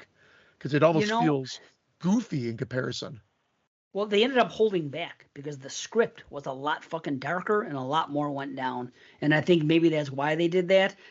But they ended up scaling it down. But at first, they were showing. I was looking at stuff on the script that they were showing on the documentary, and there was all kinds of shit. Fucking, and at one point, they were going to cut off fucking somebody's nipple and eat it and all this stuff. It was all kinds of fucking perverse sexual and added violence that was like, they really went fucking too far, like even more than what we see here. And it ended up not being shot that way. So maybe they wrote those scenes because they were expecting this movie to even be darker than it ended up being. Possibly. I don't know. But let me say this, the rape scene. Sorry. I want to mention this. Yeah, sorry. I've cut you off a couple times with that. No. In my head, the rape scene was the bad part. Now, here's like I almost would have let Francesca maybe watch it with me yesterday if in my head it was what I was thinking more like a rape. Carving. Well, I don't. Yeah, it was the carving and stuff that was bad, but the rape itself, I'm thinking more. What's the other one? Day of the woman. Day of the woman, or I Spit on Your Grave. Thank you. Yeah. I'm thinking of the brutality of the I Spit on Your Grave rape, multiple rapes, and for whatever reason, the rape scene in this is actually quite tame. I mean, it's done in a disturbing way, of course, especially when he's on top of her and he's doing his thing, and then the moment after and everything, and it does make you sick to see it, but it's nowhere near like fucking the way it's portrayed in I Spit on Your Grave. But in my mind, my recall was that was the thing that was like really excessive, and I didn't want to watch it with my daughter, so I didn't end up inviting her in. Not that she would have anyway, but I thought about it because it's kind of a curious film, and she loves Nightmare on Elm Street. She knows Wes Craven's movies. I'm like, this is how this guy got started. You know what I mean? Yeah. And that's another thing. I'd love to see Craven's movies, and anyone can do it, in a row. Just watch them. fucking and see how his career You goes. could do that, Dave. Yeah. Yeah, No, I mean, it's not so bad. it's doable, and this is considered this. When I going again, when I was a kid researching, getting into horror and reading up about shit, it sounded like this movie, The Hills of Eyes, and A Nightmare on Elm Street were put like these were his 10 out of 10s Yeah, like at the time. So then I was always like, I've got to check these movies out, no question about it. Like I said, I was there. A Nightmare on Elm Street for me resonated more, maybe because it was more modern and Freddy was just it's just such a cool fucking character. Great, and there's a fantasy element there, so there's a separation element there too. And then when we revisited Hills of Eyes, I wasn't blown away by it. I've always liked it, but I'm not blown away by it. Same with this. And I've tried. But again, I'm not saying I don't like it, but reading the synopsis of The Virgin Spring, which was a film. It's literally just a different time frame, but it's like they send a girl and her friend. The parents send a girl and her friend. They're devout Christians to deliver these candles to a church, and they come across sheep herders that rape and kill them, and then they end up at the farmhouse of the parents. So essentially, and they get a fitting revenge. It's literally that movie, just brought into modern society. So you got to take the fact that this has always been there. So like whether it's a Christian fundamental here, it was maybe the wholesomeness, like you were saying, maybe it's a direct reaction to what's happened in the U.S. You can't deny the fact of how they introduced the girl, talking about wearing a bra and sexualizing her and saying she's coming up from in sexuality and really kind of ready, but then of course meets this brutality instead. There's all of that there, which of course stems from this script and this movie, The Virgin Spring, as well. But it's just interesting that the time frame really works here as well, based on what you're talking about, just with the hippie age, Manson, Vietnam, everything happening as well, and taking the story in that time frame and using the grittiness there. So there's something to that as well, but it's still an exploitation film. And I was about to say just, and I don't want to say just because I think there is a little bit more here, but well, sure, I can't overlook its faults, budget or not. There just seems to be. We've talked about low budget movies, and some of them even work a bit more so. I do not see the level of praise that some people do put on this movie. I definitely say that it has its strengths. I still say that it holds up from being difficult to watch, but I'm not blown away by it. I am not blown away by it. I've never been blown away by it. I've always liked it, and I've always owned it. And it's just one of those movies that had a reputation for a long time, maybe because it was one of the first to have this feel and to have that, that chunk in the middle where it's, pretty brutal as soon as they get out into the woods with everything they do to these two girls. You know what I mean? And the way it's filmed and the way it looks, it's pretty brutal. So it's like, maybe, like I said, I'm not going to pretend to be a historian about all this stuff because I don't know. I'm just saying that, and maybe for me, if I'm talking to a casual, a guy at work, I'll say, well, 1972, if it comes up, Last House on the Left, they weren't making movies like that back then. I'll throw that out as a general statement because that's kind of how I feel. Now, somebody might come on and say, well, in 1969 or 67, these movies were made, and this was kind of like, so there were exploitation films when they did have this type of violence before. This is just the first time it became more well-known or something. I could be wrong. I'm not going to pretend to know stuff I don't. So, but I still get that feel when I watch it. It's done really well. There isn't a lot to say about the beginning. I mean, it's just there's some funny things. I'll tell you that. The kid with the balloon, when they pop the fucking balloon, is funny because he's great. David Hess is just fucking. The performances, even the other guy, they're all pretty good performances of the people on the screen. Like I said, maybe the parents aren't as strong, but the brother I thought was actually one of the best. Yeah, he was a porn fucking star. And he became a porn director, and he is the one that doesn't regret this movie the most, but thinks it's the worst thing he ever took part in. But he had fun doing it. But It's weird. He has like this attitude. All the porn, he's like, yeah, this movie probably caused like 8 people to be raped or something like that. He said. So he doesn't care about that he's done porn and directed porn. That's okay for people to watch and has no negative effect on anything. But Last House on the Left, he believes does, which is kind of weird. But that aside, yeah. All the performances are really good, and David Hess is just fucking great.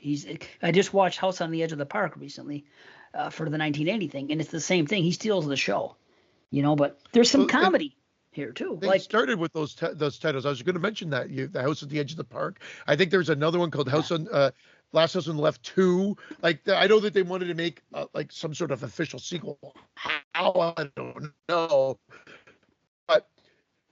Obviously, a remake exists, but there was a movie because this is what they did in Italy. Something got Last House on the Left 2 in the title, and I can't think of the movie right now, but it was they threw that around as well during that time frame where titles would all interchange and whatever, but there was no official sequel or whatnot. And I know there's that Chaos one that had Stallone's son in it or whatever. I've never seen that. That sounded like exactly something I wouldn't be. It looked like it was a modern version of this, but just focusing on the brutality, not necessarily any of the themes, just the brutality. And that's the difference between a lot of the other ones is they might not have the thematic elements, they just have the brutality. But anyway, you're about to say there's comedy in this film, and I went on for a tangent. No. That's things that made me laugh. I mean, the whole thing with the kid in the balloon, I like that with the cigar just for no reason. But then this is the shit that was funny. When you're listening to the radio broadcast, they see that the one guy, I think Kruger, or could it be the other one, they're talking about things that they've done in the past. And one of the words literally that they say is, he is known for peeping Tomism. Peeping Tomism is a fucking word delivered in this movie over the radio. Yeah. Well, that was it. Like, there was that report. There, like, I mean, they happen to run into the girls are not pretty smart at all, or not street smart at all. They go up to that house. That news report was funny. I mean, there was something else that because it was. I was talking. Well, we've talked about the coincidence. I thought there was something else I was just going to mention, but it was. It's just funny how. I lost my train of thought, Dave. I don't even know what I was going with. It's okay. The radio peeping Tomism. Something else funny that was said on the radio. He got his son hooked on fucking junk. Which, how did he get his son hooked on junk when he was in the clink? And the son was free. I said it was his brother, but it's his son. Yeah. That's it, right? Yeah. I don't know. Am I right or wrong? The kid didn't escape. The other two guys escaped, Krug and the other kid. Yeah, right? You're right. They said, well, they seem to know this newscast was really just giving you the backstory and all the exposition that we needed to know who these guys were, to be totally honest. Right. Yeah, that's true. The newscast knew way too much information about, like, why would that be an important detail to put? It wasn't a documentary on the group. It was a all points bulletin. Like, why would they say, and he got his son addicted to heroin? And, like, I mean, and he's a peeping Tom. It's not. It's bad enough. We already know he's a murderer and a rapist or something. He's been convicted on whatever he's done. But he's a peeping Tom too, by the way. Peeping Tomism. Great. That is great. He's a pervert. I don't know. It's ridiculous. But when the shit does hit the fan and all this stuff goes down, that's what it's all. The blood looks so fucking real. When they first stab, what's her name, Phyllis, and she spits blood at him. You know what I'm talking about? It looks so. Yes. It looks real murder here. Something about this movie and the cuts being made and the blood that comes out. It looks like people talk about Cannibal Holocaust and everything else, and I'm not taking one thing away from it. But I'm telling, I could see people seeing this movie and just seeing like some of these scenes here in 1972 and saying, "What the fuck? Did they really stab these girls?" Like seriously, it's just the way it's portrayed and the rape itself and.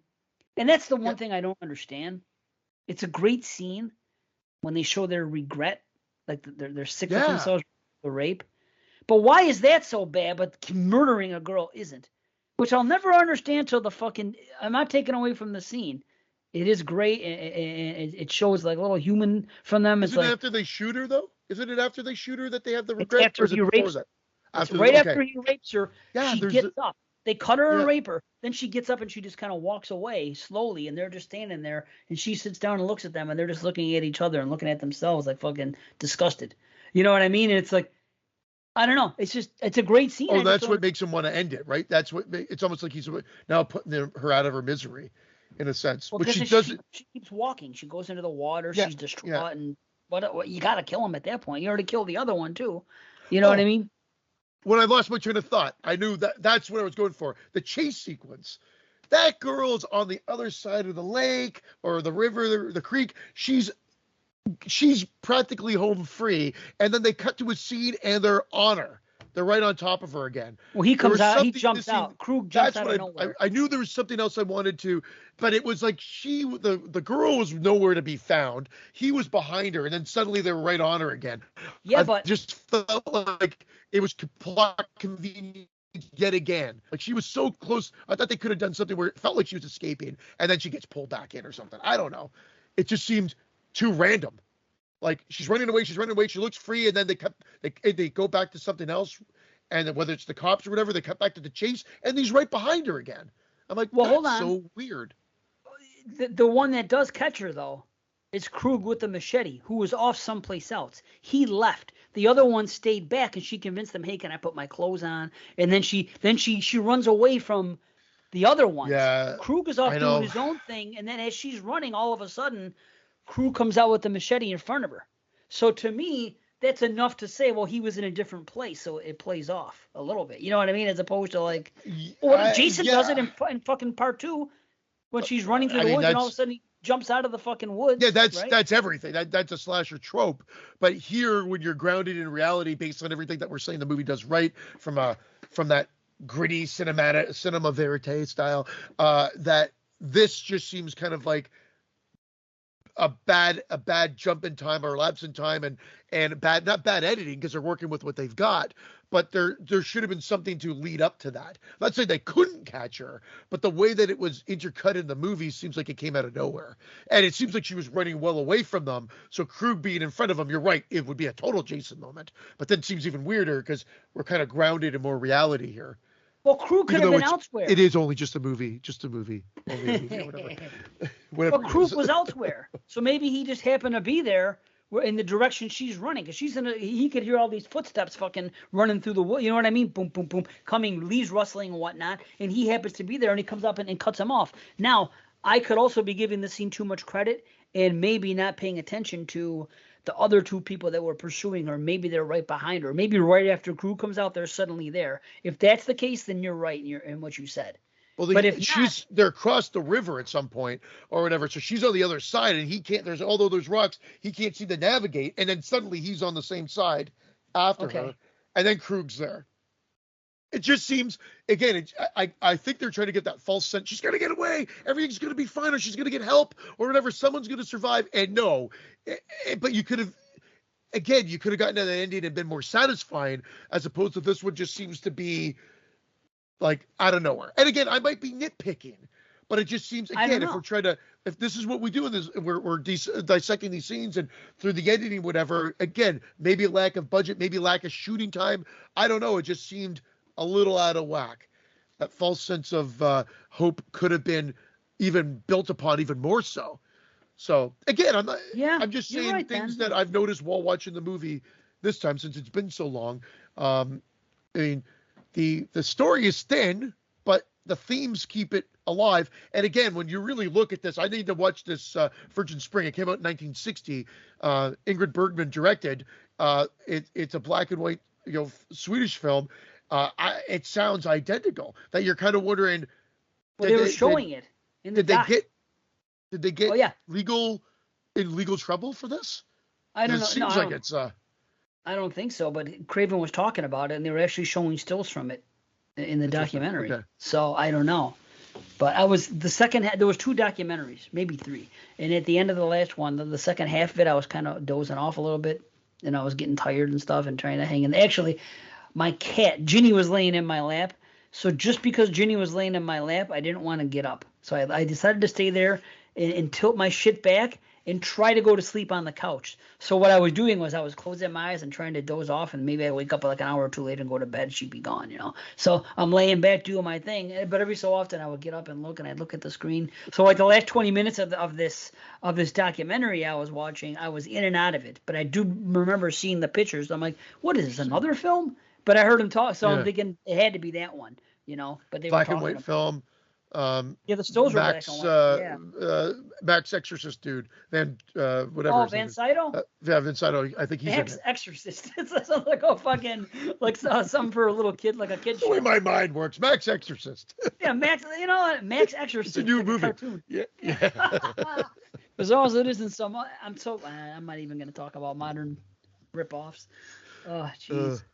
But man. Anyway, yeah. I mean, again, I was like, I don't know if I'm going to enjoy this.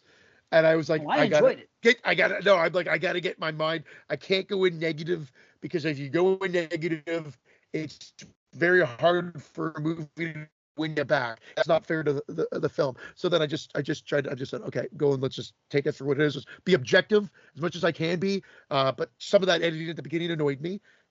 But I would say I'm a 7 out of 10. 7 is fair. It's good. It's good. It's got a place in history. Maybe I'm not giving it enough historical importance. Maybe we're giving it too much historical importance. I'm not too sure, because I'm not a historian, but I'm just saying the reality is that it seems like it did come out at a time when this wasn't the norm. And it was a wake-up call to bridge that Dracula-ism of Hammer movies to the realism that we then got throughout the 70s. Because you're talking about 72 here, then we got the Texas Chainsaw Massacre, and now we're like, holy shit, this is not Hammer horror anymore. And all the black and white ones, we're into something different. So and for that, chainsaw. Yeah, and a chainsaw. 1972 with a chainsaw. And we didn't even talk about that at all when they get to the house and they meet with the parents and the way they're chowing down and this and that. Oh, and the blowjobs.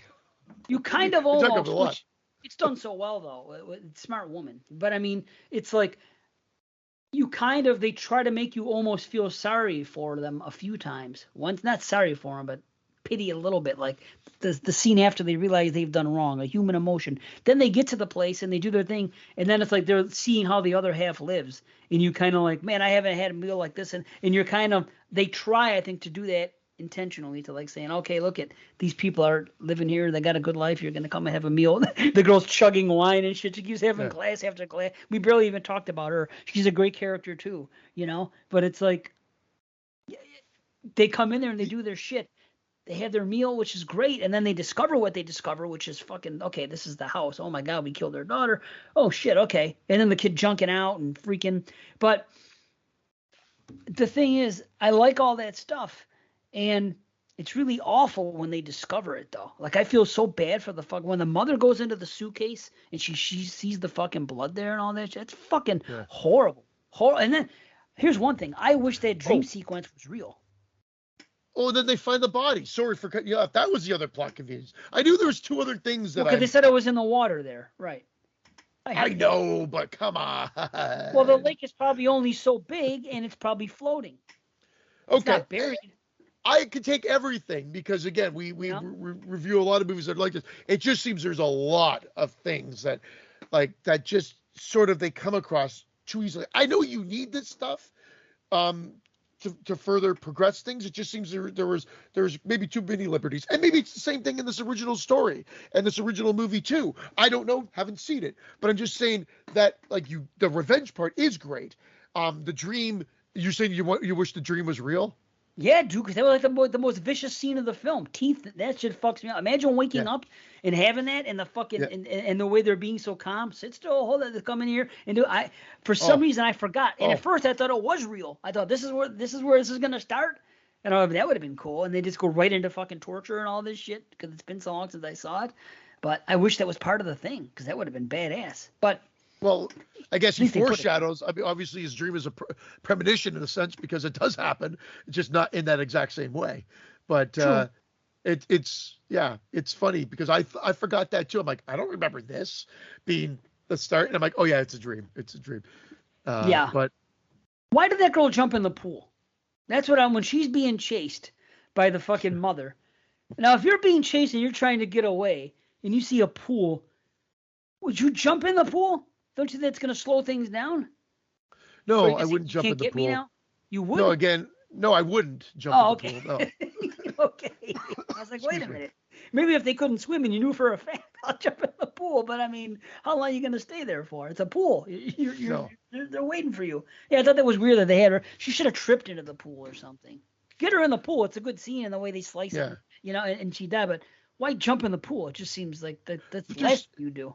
isn't it funny that there is satisfaction with them killing there is satisfaction because you're putting yourself just like Death Wish and all those other ones. You're Yeah. yeah, Gary, Death Wish. Gary Miller's a huge Death Wish fan. Yeah, I Death Wish found out. again. Two Yeah, shows so in a then row.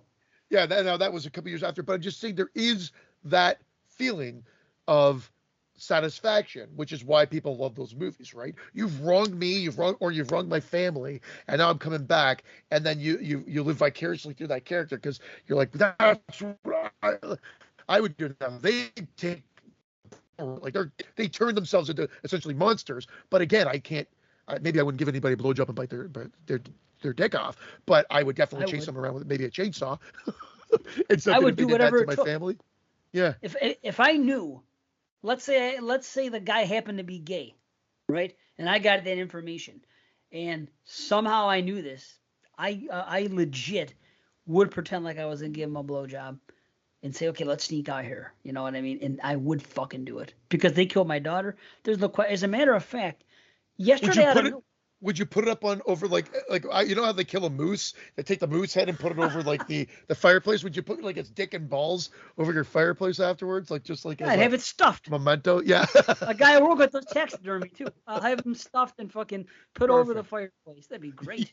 It's a You his know? little gonzo dick on top of the fireplace. Well, Man. first of all, I would have a thing because my daughter's dead, right? So I would have to have her ashes Oh, or something, like a little yeah. thing to her there, and then below it would be that. Say there, The motherfucker. cock and balls. Yeah. Yeah, this is what I did. But it's funny because my daughter just yesterday, out of nowhere, we were watching this show called Most Evil, and it's about serial killers. It's a long story, but it's a really good show. So we watched this show, Frankie and I, and out of nowhere, she asked me. She says, "Dad, if you were to kill somebody, how would you do it?"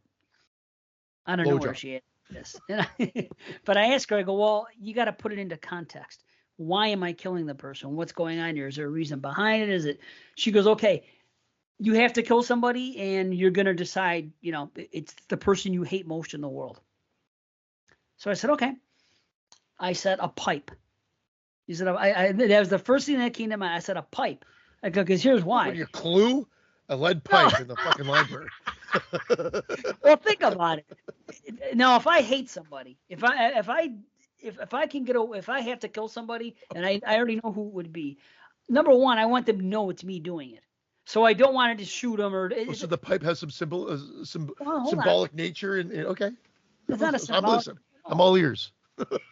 You clock somebody in the head with a pipe. They're gonna go down, but they're not gonna be dead. Okay, Yeah. you save enough to get them down, and if they don't go down on the first hit, then you get them in the hip or the knee, whatever it is. So you take a little bit of time.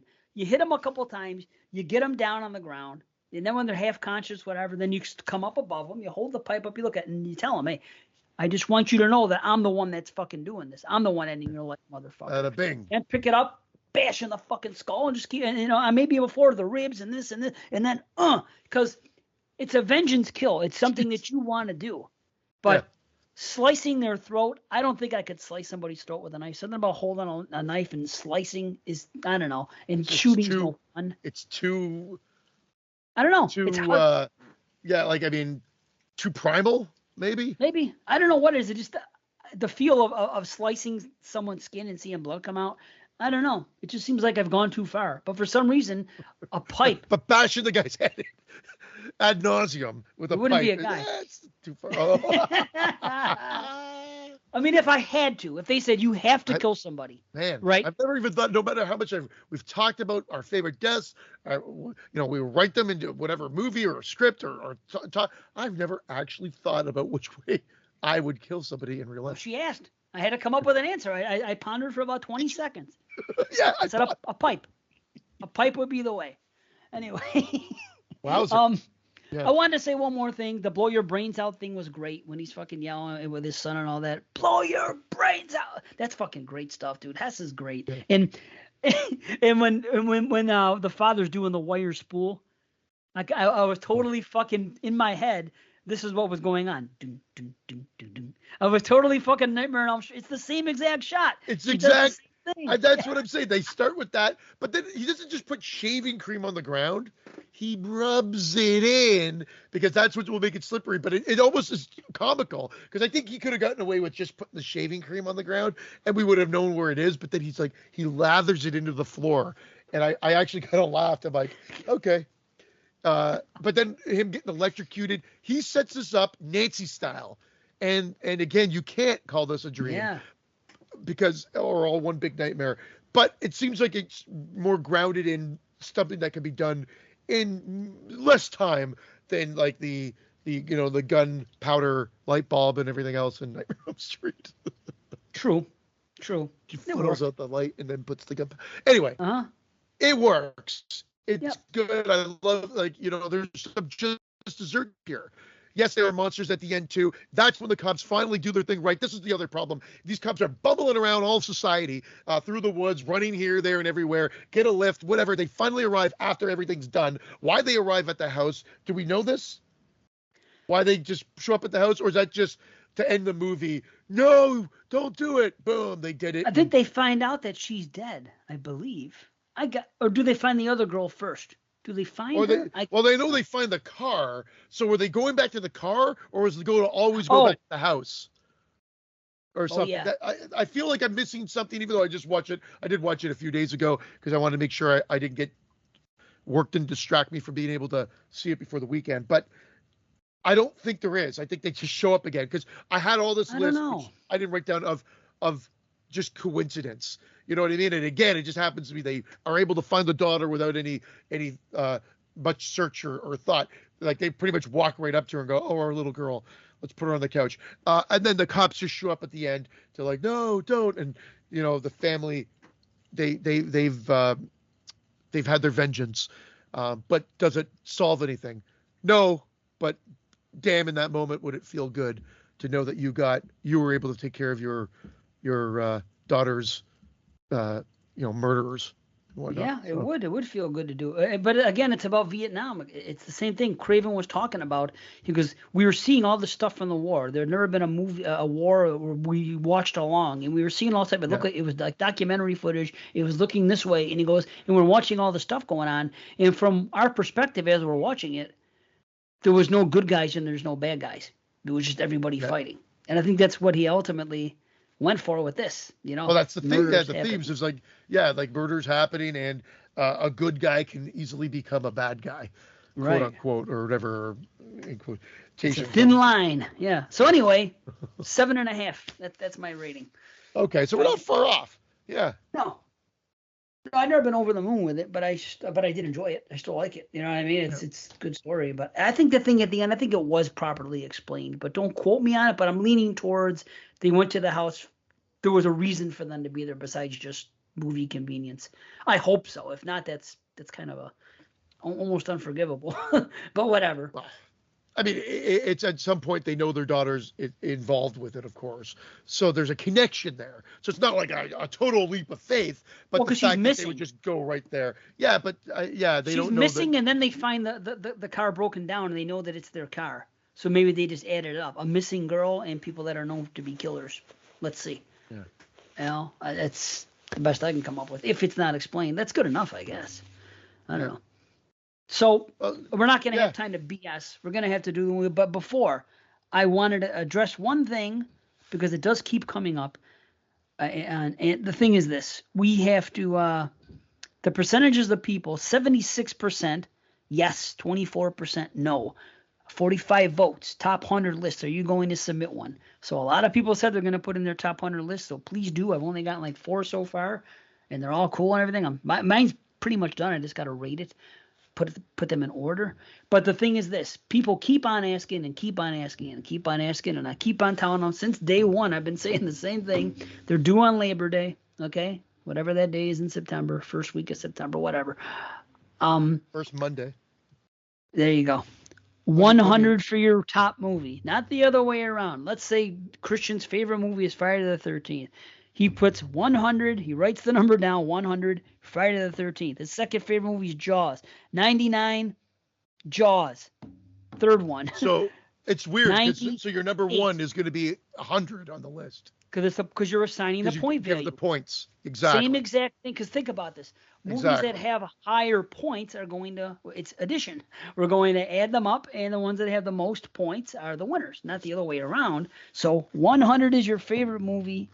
You don't have to even number them. You could say 1 dot and then write Friday the 13th and then 100 on the right side if you want to. That's fine, but it's real easy. 100, 99, 98, down the line. The more points you give, then 97, then 96. Yes. Then I would assume 95, 94, 93. In order. 92, 91, 90. Then maybe 89, 88, 87, 86. You got it. See?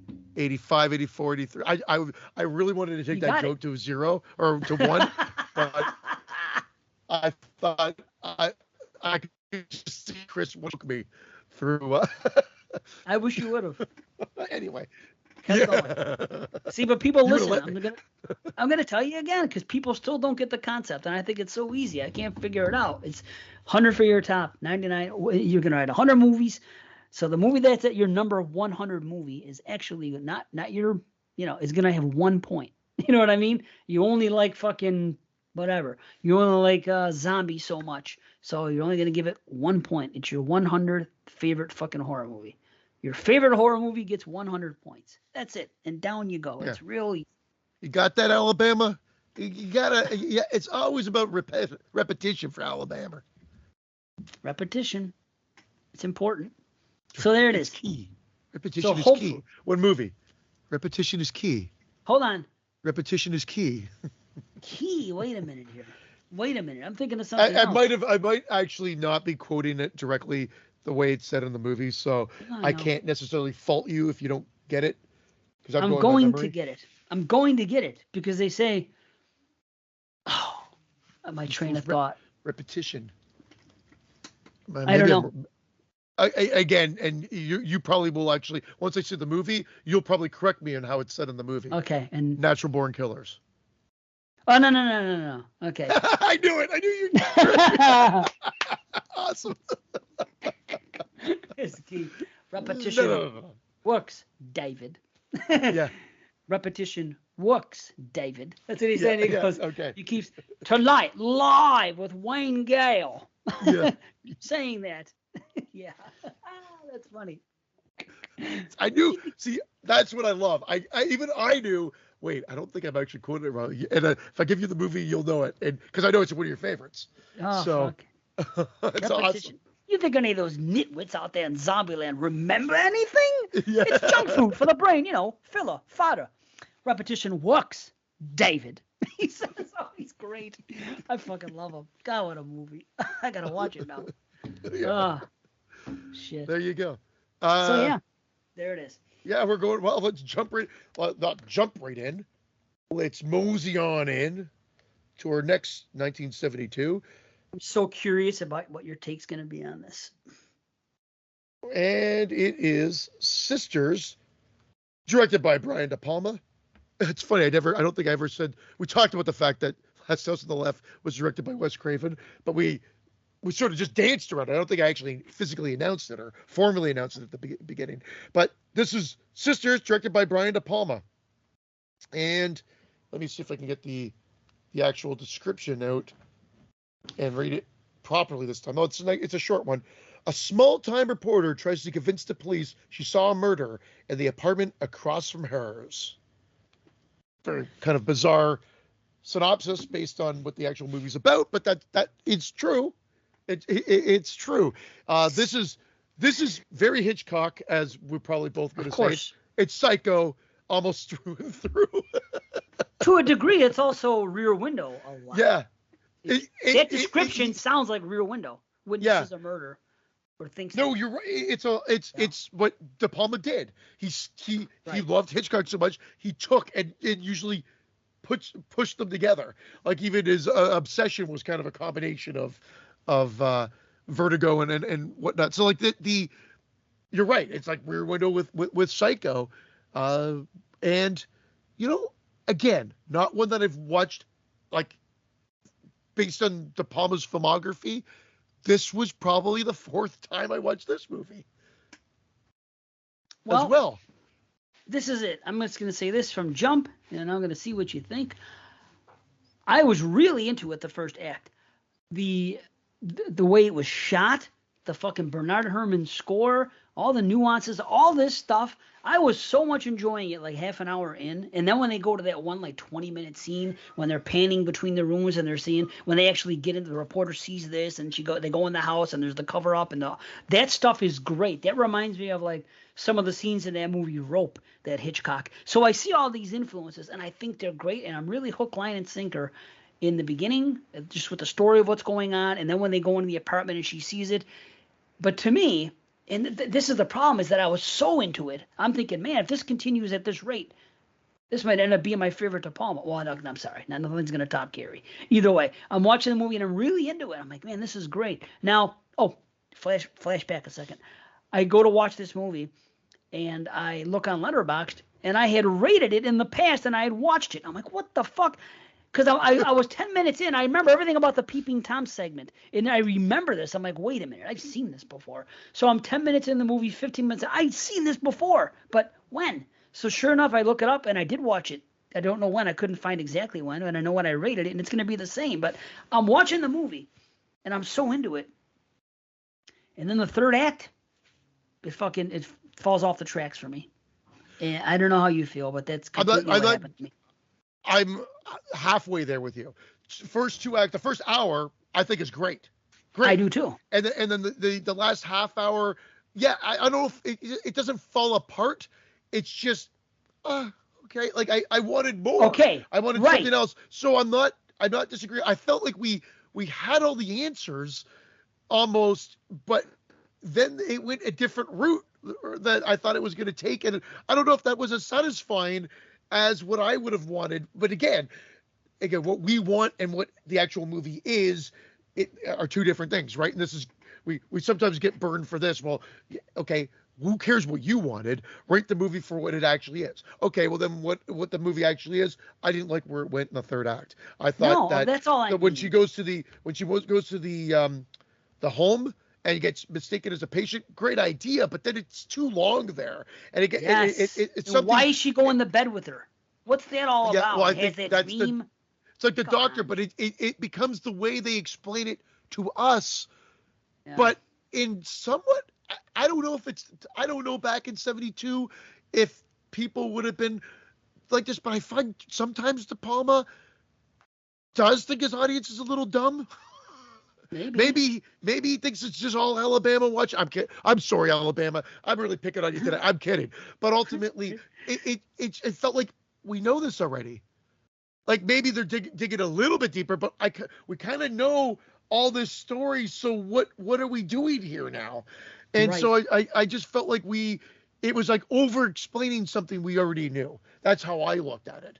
And so then I'm like, oh, that should have ended a lot stronger than it did. But damn, that first hour is great. Yes. It's great. It is. I'm really into it. And I see, okay, when I say fell apart, maybe that's a harsh critique. It isn't like I'm saying it crashed and burned and it ruined the whole film. It's not that bad. It's just, I don't know. It just kind of ran out of steam and it just was nowhere near as good for me. It just, the route that they took in the third act is how good everything was going up until that point was just like, it doesn't seem like enough. It's like half of the stuff you knew already, like you said, and the stuff that does happen to me, it didn't make any sense. Why would you put her in the bed next to the girl? What does that have to do with anything? I guess I understand she was a conjoined twin, but who cares? Yeah, that's what he's doing. He's drawing parallels, almost as if the doctor is expecting that this will either cure or possibly help. Oh my God, Margot Kidder's character. I get them mixed up now, Danielle or whatever. But Danielle and character Dominique or something. and it doesn't really do anything. But again, I think it's more plot convenience to help us tell the story in a little bit more detail, to jump back and to combine. And again, with typical Brian De Palma isms, like you go through this sort of dream versus reality versus recreation of the actual events. It kind of all just kind of happens there. And then she's there almost like the reporter character now is there witnessing almost everything as if she's living it. Right. And so it really doesn't make sense. But for movie sense, maybe. And this is what De Palma can get away with, or at least tries to get away with. Whether he's successful or not is up to the viewer of being able to create this world where you go into. But really, that couldn't happen in real life, really. It makes it almost supernatural in a sense. But the setup is great. The setup is very much like, we get this character. Margot Kidder's great in this movie. With the doctor, we find out there's a crazed sister, or they were conjoined twins, or they were twins, and she has a sister that's maybe like that we don't see. And right off the gate, you get those psycho like vibes and whatnot. Like at least I did. You only hear the voice. She's having a full-fledged conversation with herself in this other room, but yet because we're not seeing it, you can only think, this is very psycho. And again, with it being De Palma, you can only start thinking this has got some psycho vibes to it. And now, at the time, 1972, he hadn't necessarily been considered a De Palma or a Hitchcock. Maybe he was a Hitchcock fan, but I don't think he didn't have the filmography at that point. By the time you got the Dress to Kill, Body Double, you had all these other films that kind of relied on that. So I think he probably got a pass, and maybe people weren't seeing it quite yet.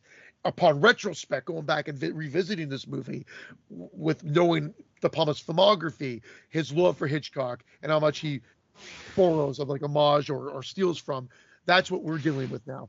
And so maybe it was a bit more of a surprise to audiences back in 1972, but looking upon it with eyes now, it jumps out right at you. There's a scene right out of Psycho too. I think it's the second turning point, maybe, where the doctor simply says like almost like the equivalent of, well, Mrs. Bates died, then who's buried in that cemetery? Like there's practically that line from a doctor who delivers all the information that essentially tells you that sister's dead. It's a verbatim, almost a carbon copy, which I loved. I was like, oh, that's awesome. I didn't take it as, oh, what a ripoff, but I kind of loved it. But it's verbatim, that scene, all over again. That's a good point. In the cemetery. Right. Yeah. Shit, you're right. Well, okay. But I enjoyed all that. The killing was vicious. Like, done quickly, but with enough gore to kind of be satisfying. Oh, I liked it. No, I liked all that stuff. Now in retrospect, because I had a feeling, even though I forgot a lot of the stuff about the movie, because I guess the first time I watched it, I wasn't as into it the first two acts, and I completely fell out of it in the third act, so I don't remember anything. But this time I was into it. So, I knew where it was going to go because it's 50 years later with the twin thing, right? And I see that the psycho conversation, like you called it. And here's the thing. When the guy comes in the room, the doctor, and the ex-husband, right? Yeah. He comes in and she says something, and he says, and I'm watching him, and he says, Dominique is here?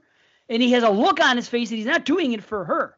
He's doing it. I'm like, well, wait a minute. I'm thinking, if this comes back later, and this guy's the ex-husband, and he already told her she was sick, I'm thinking I know where the story's going to go. And if this does happen, that doesn't make sense. So that's a little bit of something that I wish they wouldn't have done. He didn't have to. Misdirection on purpose, though. Misdirection. But have him say it to her.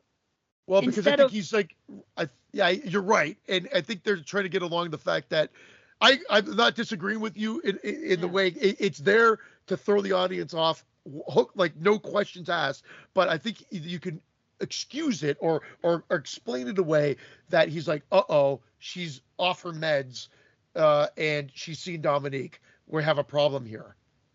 Dominique is here. Oh shit.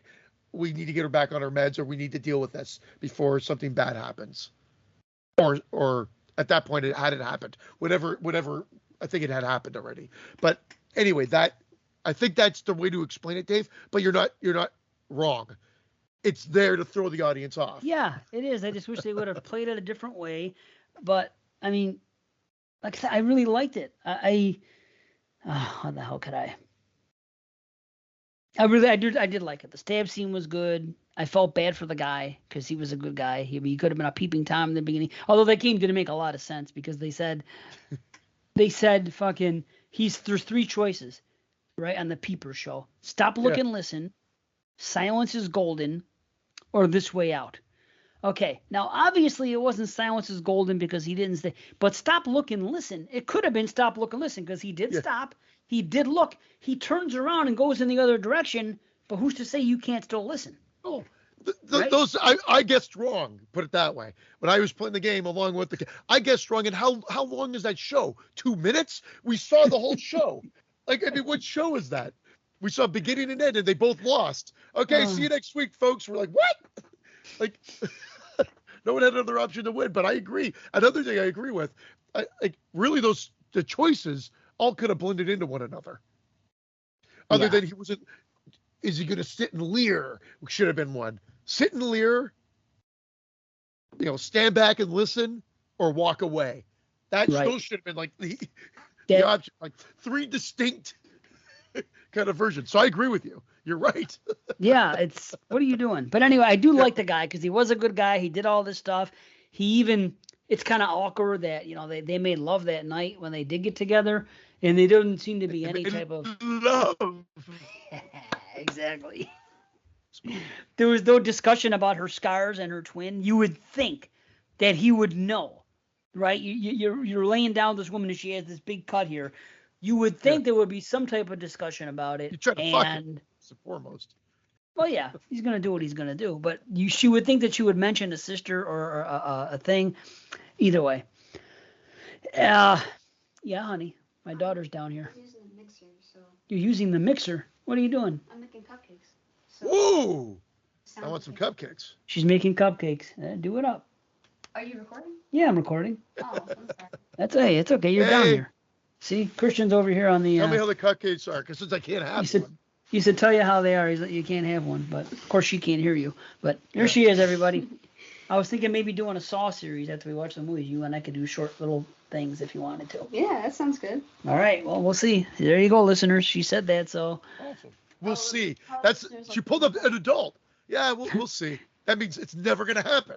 We know what the answer to we'll see is. Yeah, maybe later. We'll see.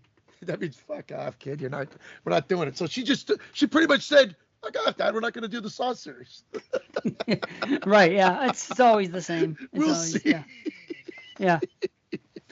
I really hope you do. But I want to, but I don't have faith in her. That's all I'm saying. She doesn't. I don't want to get my hopes up. So yeah, Dominique is here. Blah blah blah blah. The phone lady thing was funny. And the real good use of the split screen in this movie. Yep. Maybe the two best scenarios. Yes. Yeah. Love it. Yeah. Love it. And I agree. You see it from the two different angles. Great. The cleanup and what he has to go through, and he bangs his head and everything else. Like, things are just not easy. There's a bit of a struggle. I love that aspect of it. And then the fact that she's a reporter that did a little bit of a piece on the police that wasn't necessarily, in the best light.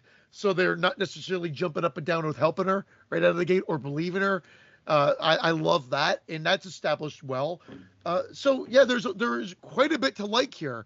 I'm just not sure that when the reporter continues through in her journey of figuring out in that third act, I just was not fond of, like, I like how she got mistaken, how he had to cover up the doctor and made her seem like she was an escape patient or a new patient. Excuse me, not escape, but new.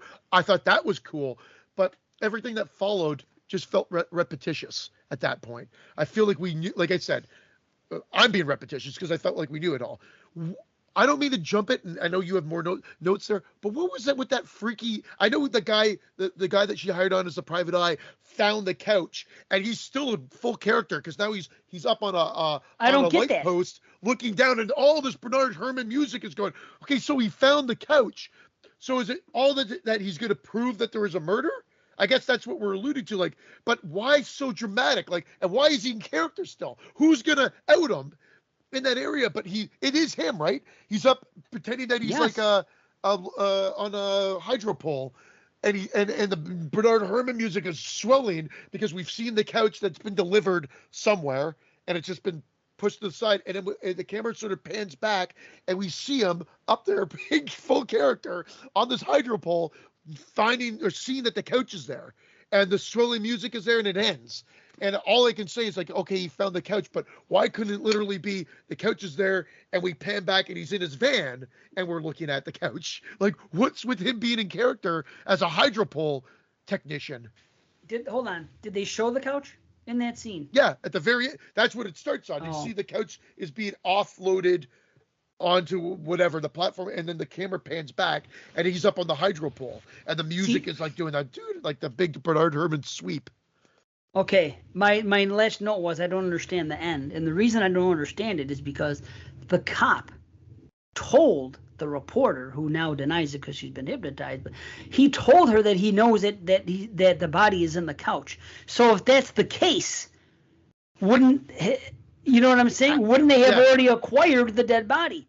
So now it makes no sense that this guy is on his own following it. He would have been the one to tell the cops there's something in the couch. And then he wouldn't be questioning the girl. She said there's no body because there's no murder. So if he's asking, why would he need her at all if there's a body in the couch? You know what, Dave? I think we just, by joking about this, I think she always assumed, remember, he sent that guy to go check the couch. So she thinks the body's in there, and that guy obviously is doing his job. The guy on the hydropole is doing it. No, but so when she's told the cops this, so now the cop is now asking her, but because she's been hypnotized to say there's no body, he's like, well, you said that there's a body. She says there's no murder because there's no body, or there's no body in the couch, or whatever. Now I think that last shot is to establish that he's tracked the couch down, so he will find that there's a body in it. And hold on. Okay. You're mistaken. She never mentions the couch to the cops. She stops using the cops, goes to the detective. The detective tells her she's in the couch. Then from that moment on, you don't see her interact with cops at all. She takes it upon herself to follow the fucking thing. The guy continues to follow because she stays at the hotel. And then the next day, she follows Dominique. She follows the other sister, Debbie, whatever the fuck her name is, and her husband to the fucking place that ends up being the doctor's, but a facility. So she has no more interaction with police after that. He tells her, he calls her on the, remember he says, he goes, the body's in the couch, and I'm going to stay with this couch. So the cops know nothing of the couch, but then they tell her that it's in the couch, implying that, I thought by then it's over, and they've worked with the private detective, and he's told them the body's in the couch. Well, if the cops know and the detective know the body's in the couch, why would the detective be on his own? And why would they be going back to her to question her? They would just be tailing. Yeah, if that lie, because I mean that scene is weird, and it's not even like a Quentin Tarantino like out of sequence shot like that happened earlier, because it really does end on that. The only thing I can think of is if you do say that they say that line, it's either a mistake or they don't actually say the body's in the couch. But if they do say, the cops do say the body's in the couch, then it must have been relayed at some point, or it's an error. But then, because that last shot, I guess the only thing you can think of, but I still don't understand why he's in character as a hydropole technician. I still get that part. Well, I get that. Why not? It's just he's a detective and he wants to fucking survey. But there's no bad people. It's just delivery guys putting the couch out. So there's nobody for him to not to be in hiding for, or to play a character for at this point. He's literally just following this couch and figuring out where the destination would be. The only thing I could think of is maybe it was delivered to an area where he couldn't get to, and maybe he had to scale this. But there's no explanation. It's just the end of the movie. So that the only way I can explain that is they weren't too sure, but by him tracking down the couch, they will find out, I guess is the way it's supposed to be played out. But the fact that we both kind of question it, obviously does question the ending. I thought it does not ruin the movie. It does not ruin the movie, but I just find that the third act went into areas that I wasn't as excited about as the first two. And I do like I do like how it eventually plays out. Just that whole sequence with them being laid together and the unveiling of the story. I just thought at that point, I feel like we knew it already. Like I said. Yeah, I lost interest. It's I like was being at hit that over point. the I was head like, with your pipe. right, yeah, right. I just wanted it to end at that point. As soon as all this stuff started happening, I'm like, where are they going here? Why is she being checked in? Why you really can't fight hard? So I could just walk into some fucking place and they say, hey, you're a patient. Everyone's gonna believe it, and I literally say my car's right outside and my ID's in the wallet. Go check right now. I'm gonna refuse, but they all just fucking hook, line, and sinker. Oh well, if the doctor walks in and says it's true, it must be true. We're just gonna fucking bring you in and fucking possess you. There's a bit of a leap of faith there, but I do feel like they did a couple of exchanges of dialogue to allow it to be true and whatnot. He whispers to the one and the other, and I get it. Like I would be like, no, but I'm outside. You call the cops. I'm not going anywhere. My car's out there with my ID. No one leaves here. Let's call the police. Whatever. Now, again, within movie reality, I think he explained it away enough. I didn't mind that because I thought that was a cool little thing. It's just then the therapy session, if you will, or whatever that follows, is odd. But then him hypnotizing her is fine because then after he's dead, she has that interaction with the police. But then of course they're going to find the couch. So I'm still cool with it. I mean, I don't have massive problem with it. I'm just saying I just fall out of it in that third act a bit as well, but not enough to bring down my rating significantly. But you know what? Having said that, based on where we started this conversation, and I don't usually do this. If you know, you've done the show enough with me for the reviews, or I don't usually change my rating, but I did have a rating at the beginning, and I'll slightly adjust it accordingly. So I was at an 8, and I'm going down to a 7.5. Okay. For the movie. There you go. I'm at a 7. I've been at a 7 the whole time. The first time I watched it, that's what I gave it. The second time, it's a 7. So we're in the same ballpark. I just wish they didn't do the third act the way they did, and then to make it worse, what they did in the very end with their questioning didn't make sense. Man, if I could just make sense out of that. Yeah, I'm gonna have to know. You know what? It's making me want to go watch that again. I've got the Criterion Blue, so nice. I'm going to check it out once again. I didn't check any special features because I just didn't have time, but maybe I'll dive into seeing if there's any special. I'm pretty sure there is, but it's solid, and there's some great Brian De Palma isms here, just like there are in all of his movies, where he uses the trademarks of his films with like split screen and large nods to Hitchcock. Right. Oh yeah, definitely. I dig it. Man, that first hour was so good. I was really engaged. Agreed. But that's okay. Agreed. So I've seen this one. Do we do Body Double for the show, or do we just do Dress to Kill? Well, we did Body Double as well because I remember all three of us talking about it. I just get confused between the two of them. And that one actually, I think, just dropped. So it was about a year and a half or so ago because I think that just dropped on the regular feed, the Anchor, the Apple podcast feed, like an episode or two ago, because I mentioned someone made a comment on our YouTube thing because I think I made a mention that it's almost like a parody of De Palma film in a sense. Oh, okay. Because it almost went like 11 out of 10. Crank to 11, like we say in De Palma isms. But not that that's necessarily a bad thing, but it just, I didn't find it as strong. Like Carrie and Dress to Kill from his horror movies seem to be my favorites. I like Sisters. I like The Fury. I like Body Double. I like Raising Cain. Like, they're always interesting to watch. Right. I feel like I'm missing one, but anyway. But then, of course, Blowout is probably one of my favorites of his. Which I still haven't seen. Maybe that's the one I like the most. Well, not more than Carrie. I don't know. Like, my wife hates that movie. She doesn't understand why I love it so much. But I love it. Yeah, but I think it's regarded. I loved it every time from when they released the widescreen Laserdisc. That's from the moment. That's when I really that Laserdisc was like amazing to me. And now, of course, you can get it like proper. I've got the Criterion of that as well. And that looks great in the Blu-ray. I think it's a scan, 4K, 2K or 4K scan, but they haven't come out with a 4K release of that yet. Anyway.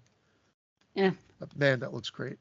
Yeah, I gotta see it. I'm sure I'll like it. It's highly regarded, I believe. I don't think it's just a movie that you gravitate to. You know? No. I mean, funny enough, not funny enough. I mean, Quentin Tarantino, it's one of his favorites, or it's always up there as one of his favorite films.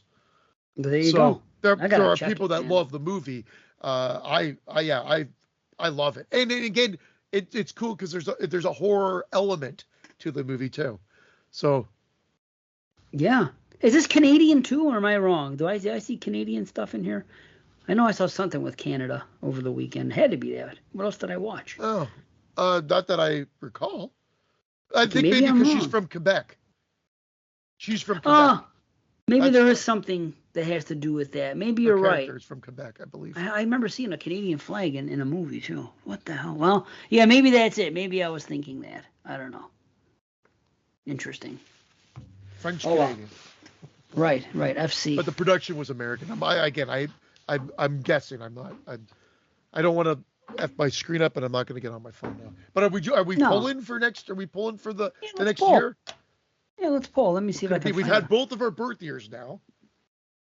Yeah, it's on. Yeah, okay. Let me find my randomizer. Which one do I use for this? Let's see.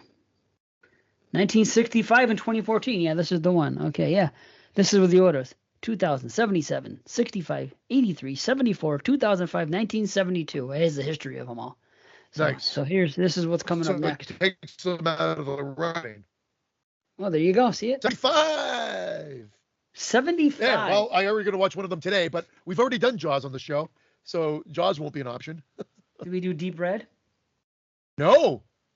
And I got that beautiful 4K. Lucky you. So what are we going to, that's going to be interesting because if that does win, which one are we watching? Well, if it does win, I always say go with the original. Don't go with the fucking Profondo Rosso. I hate to say it, but yeah. Let's see what else is here. Dead Don't Die, Death at Old Mansion, Deep Red, Devil's Reign, Eyeball, The Ghoul. I'd really like to do a Deep Red just because that gives me a reason to watch this. But I think that would be another. I honestly think that I would be shocked if that doesn't win because we seem to have a lot of Argento fans. Yeah.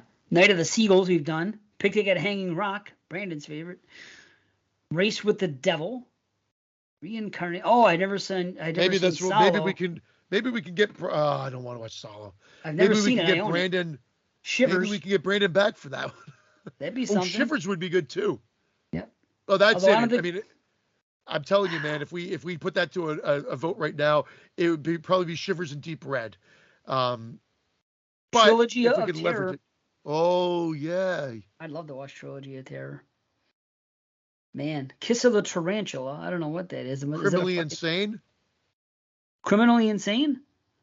Criminally Insane is one. The Ghoul. Eyeball. Umberto Lenzi. The Devil's Reign. I watched Eyeball. I had a bootleg DVD of that, I believe. Oh, nice. The Dead Don't Die. I'm not gonna. If you want to watch Solo, you can vote for it. I will not even have that on the running for mine. I have no. Then I won't put it up. I've always wanted to. Oh, Stepford Wives. I fucking love Stepford Wives. Huh. That's what I'm thinking. Day of the Locust. There's a lot of options, of course, as usual. Was Shivers the one I didn't like? I saw one of them, and it didn't really fucking do much for me. Hold on. And I wanted to love it. What the? I confuse Shivers and Rabbit. I think Rabbit. Shivers is the one that takes place in the apartment building, and Rabbit's a little bit more. Rabbit goes into other areas as well. Like Shivers is literally for the duration of the film, pretty much in the apartment building. Yeah. Okay, that's probably not it then. Then I think it was Rabbit that I saw that I was a little bit let down by. I thought it was going to be. For whatever reason, I was just kind of bored with it. Is what it was. Rose, motorcycle accident. The Rocky Horror Picture Show. Yep. Race with the Devil. Bug. That I've always wanted to see Bug only from that shot, that infamous shot of that big cockroachy like thing on the girl's face, on her eye.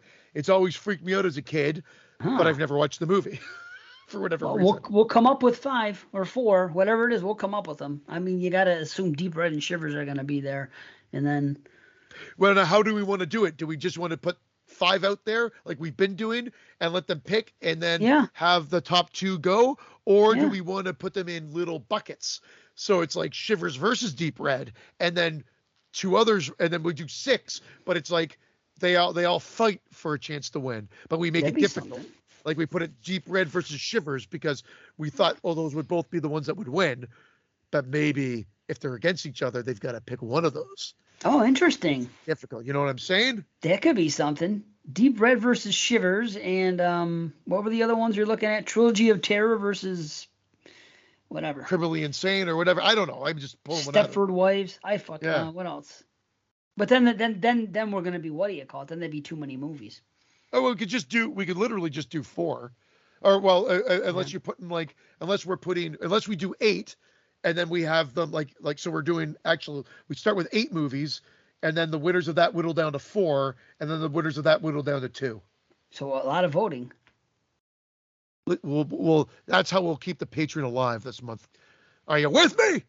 Lots of okay, so that's what we'll do. We'll set up battles. Okay, because what did you say? Bug? You like Bug? Well, I just like the idea because it's always creeped me out, that image, since I was a little kid. All right, well then that's something, man. I mean, shit. And then I guess we should throw Sallow in there. I mean, I don't want to watch it, but again. Well, but what if it comes up? You don't want it to if you don't want to watch it, then don't do it. You know? I was just looking at big names. It's got to win out of 8. It's got to win out of 8. And if people want us talking about people eating shit, then we'll talk about people eating shit. I guess it's just one scene, so that doesn't bother We've done it before. Me. Whatever. Yeah. Trilogy of Terror, Stepford Wives, Shivers, Bug. That's 4. Sallow would be 5. What else? Did you have Deep Red already on that list? Nope. Deep Red would be 6. I guess we could put Picnic at Hanging Rock on there. Yeah. Why is that showing up as a horror film for me? It's not, or it is? It was. It is. Sorry, it's on that list. I was like, and then there's Criminally Insane only because I remember that being, wasn't Crazy Fat Ethel? I think it's 1 hour, 1 minute. So you tell me that's not a short movie. 1 hour and 1 minute. Criminally Insane. Really? Wow. No shit. Crazy Fat Ethel. Oh, wow. 250 pounds of maniacal fury. Oh, wow. I'm kind of curious about that one. Crazy Fat Ethel, a.k.a. Criminally Insane. Wow. Well, we'll put up the 8. Yeah, we'll put up the 8. We'll do them in buckets, and we'll make it very difficult. So, like, if we put Deep Red versus Shivers, like that you know that then they have to fight, and then only one of them's getting in. That's cool. That's a good idea. Nice. All right, we can do this. Cool. Perfect. Yeah. Well, there you go. All right. We finished. Well, we're good. That's pretty good. Yeah. Yeah, pretty good stuff. Nothing else to say. Let me check my notes. Was there anything else I wanted to bring up that was worthwhile? I don't think so. Nope. The polls, booby traps, Frenchsicle. Yeah, we got it all. I got all that good stuff out there, you know? Awesome. So, all right. Well, we'll see you again this month, at least one more time. We'll begin the votes, and we'll take it from there. So thanks for being patient. Everything should be regular once August gets here, back to normal. For sure. Good thing we didn't end up doing Summer Series, because we might not have been able to finish it. Summer Sausage, excuse me. Summer Sausage. Not Summer Sauce. Good thing. So, but that's what next year is for. We'll see what happens between now and then.